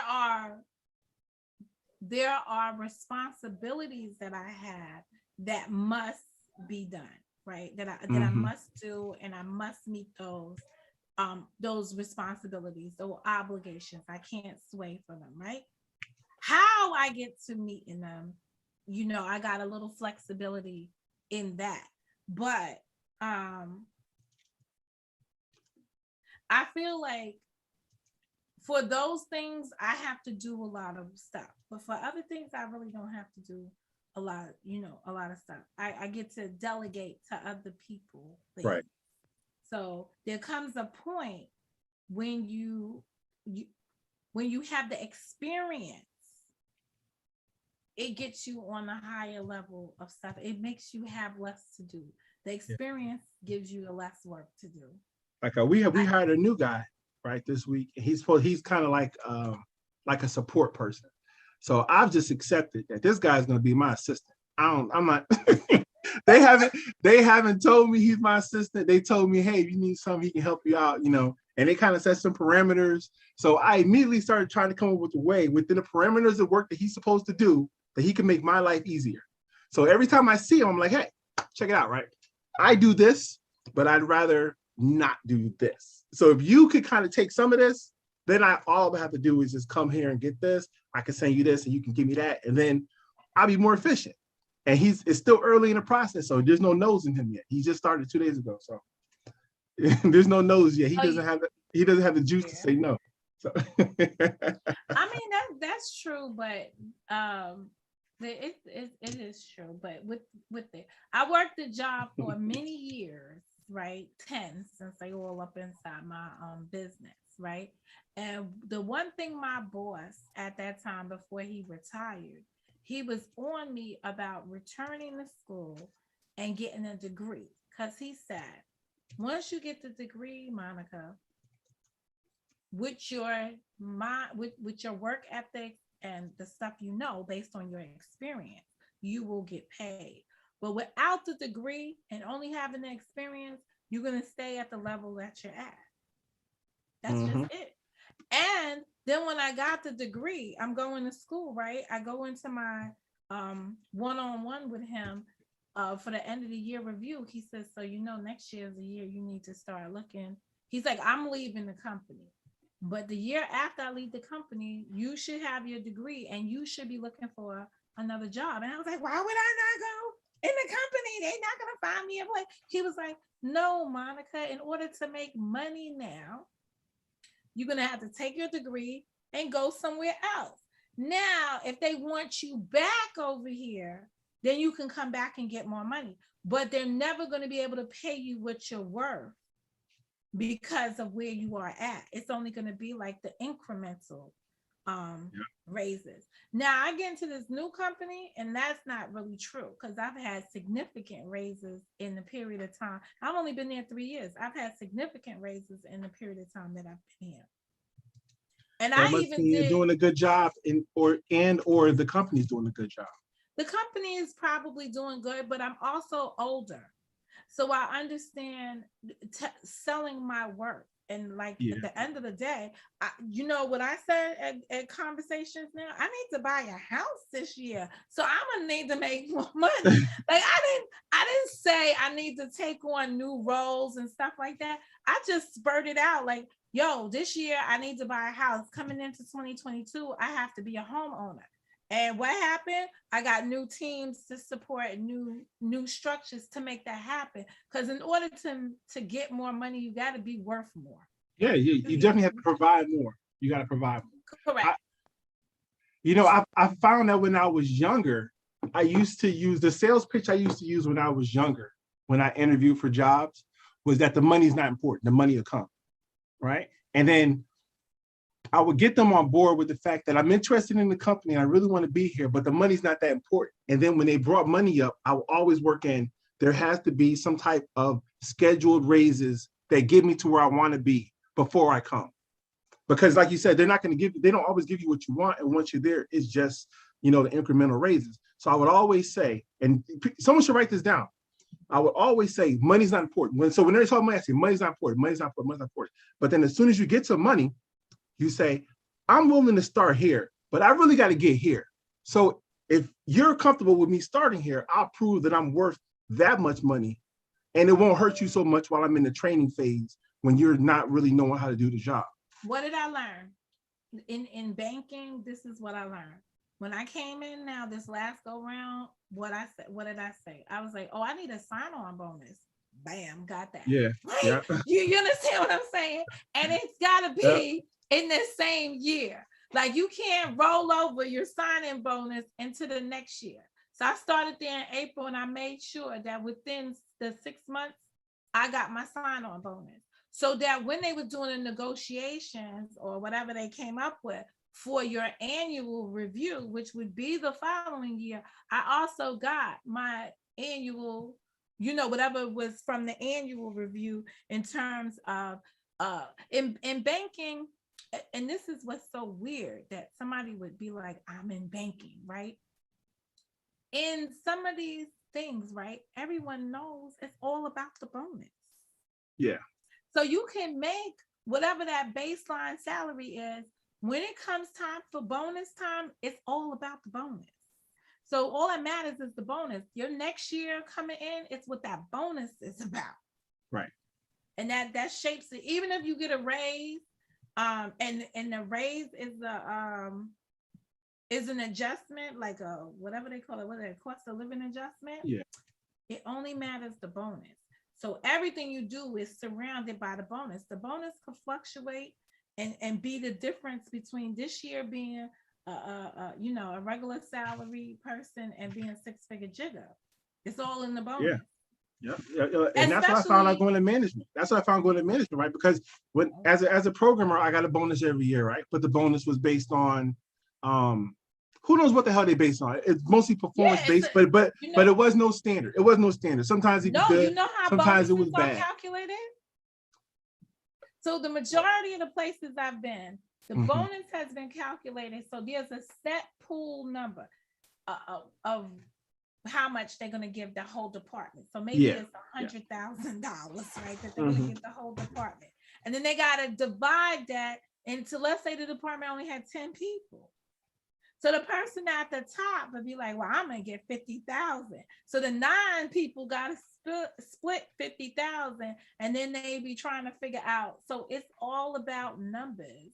And but it's also what you negotiate too. So like my contract is basically a 90-10 contract where but you got production right. So there's into your bonus. So but it's not really production, it's more like it's all based on profit margins and for our group, right? So it's not me specifically, it's as the group as a whole. So that part is now, if someone else negotiated a better deal than that, like their bonus would probably be less if they got more money guaranteed and less on the back end. But as far as like as a technician, like I don't know how much of that, like after they've calculated management's cut, how do they come up with the rest? They probably rank everybody and give everybody a little bit of piece, but it was never equivalent to 10% of my pay, is what I'm saying. Like it was never that big of a bonus, it wasn't like that. Yeah, I never had numbers like that, but I did have like 1 year in my previous company. 1 year we did a merger. So we merged into another company. Hey, Clarendon, we merged into another company. And when we merged into another company, they gave a % of your current salary. So like it was like 2%, 3% of what you currently was making was what they gave you as a bonus for your participation in that project. There were a lot of projects that I was involved in because I was in the legal department. I mean, let's face it. Anytime we don't have to pay for outside counsel to do something and you can find an in-house person to do it, you want to make sure you write in your performance that you kind of make the money that the outside counsel didn't make. So sometimes I had to point out, like I was the person that did all the paralegal, all the research, all of this, all of that in that respect to get what we would have been getting from, or what we would have been paying out for outside counsel. And I'm gonna tell you, quite honest, these days, I don't do that much of that stuff. I send it to outside counsel because that's what they do. So trying to want to have, no, but I'm saying trying to want to make that money for myself, it then puts more pressure on you because you're doing what somebody outside of the company could do. And you doing all more the work efficiently. Yeah, well, it's not even more efficiently, it's that you're doing something that's on top of your normal duties, right? So if your normal duties fall behind because you're working on this project, you're not going to get acknowledged for it because they're going to be like, well, you could have gave that to outside counsel. you understand? So you've got to always be performing above peak if you want to get paid. So it's like, so I'm at that point in my life where I don't want to be doing all that shit. All I know is I hustle a lot more now that I'm working for that 10%. I'm working for, so I'm trying to get 100% of the 10%. So I try to save make money. Sure you get the 10%, but is it 10% of your base or is 10% of the project? Base. Okay. So you already have a number in mind. But it's just crazy. It's Well, what sucks is that at the end of the year, when you do your review, they start with the whole and then they start subtracting. Yeah. It's like, well, okay, we fell short of our goal, so therefore you're falling short of your goal. But yeah, that's why the performance discussions are hard in corporate America. That's why you have to be diligent like I am. and take your notes because and I use all the company's tools. Like if I do a project and I get one compliment, like all it takes is just one. Job well done, Monica. I am shotting it. And I'm going to the tool that's the performance tool, and underneath that, because now I have my goals, right? And then I have projects that fall under those goals, and then I put my little reminders. JP said, as per JP, great job, Monica. When I researched blah blah blah blah and saved the company whatever amount of money, because everything is measurable. It has a measurable number. And that's all they want to hear is how you saved down, what you did. Everything's down to numbers. I just be like, and sometimes like I have reports that are due. I will say there's 26 reports due in a year, right? 25 of those reports were on time, blah, blah, blah. So it's got a 90 something. Yeah, I'm up here doing math. I got spreadsheets on numbers and putting it out there. So I'm 96% effective, efficient in this area, blah, blah, blah, blah, because that's how you got to weigh yourself. Oh, yeah. You have to have yourself measured out in dollars and cents. And, your value to the company becomes quantifiable at a certain point. They can say exactly how much money you made for them, how much money in my case, how much money you lost for them. Like that's because it sucks, right? Because it doesn't suck. I mean, it's the business, but we had these meetings every week, and they put all your projects up on the screen, and everybody can see it. You're on a conference call, everybody's there, and it's like, yep, now you're making money, losing money. And we all have that, because even like being in a legal department, the litigation, we didn't cause the litigation that comes in against us, right? Mm-hmm. Somebody did something in the company, or the company did something that caused the litigation. At the end of the day, it's how we handle the litigation, how effective, how responsive we are to the client. Now, although our client is in-house, our client is the company, but it's all the business lines that are feeding into us the information that we're fighting on a lawsuit about. Mm-hmm. So they become our client. So when the client complains about you, that's a problem. But a lot of people don't understand that. And it's hard for me to explain in-house counsel, how in-house counsel works, right? But all I can tell you is that everywhere I go, every company I've ever went to, they always say, why you don't go back to school to do law? Like, why you don't become an attorney? Because your arguments make sense at the table.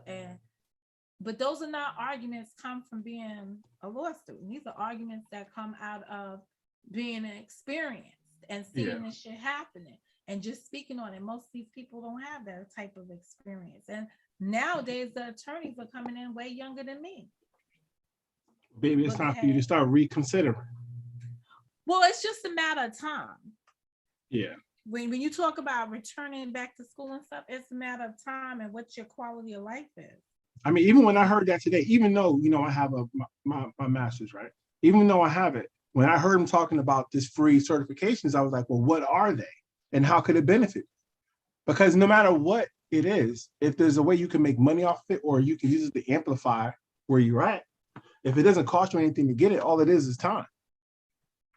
All it is time to make yourself be better. So, I hope that people... Honestly, this project management thing, I'm not surprised you said that, because I was in some training a couple of weeks ago, and they were trying to impress us that we all need to be taking project management, some kind of project management course. And I was like, well, what am I going to learn there? The professional project manager certification? Yeah, you should get that, because they feel like that's the type of degree people are going to be looking for people that are in the support roles in companies nowadays.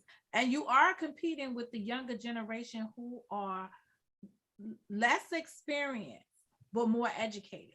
So we got a whole generation of youth that are out there, young folks, young adults, who are entering the workforce, who haven't really got a job, but they've got tons of education and they're paying out tons of, they're financially burdened because they went to school, but they can't find a job to match what they went to school for, or they can't find a job, period, because the older generation is still sitting there hogging up this space.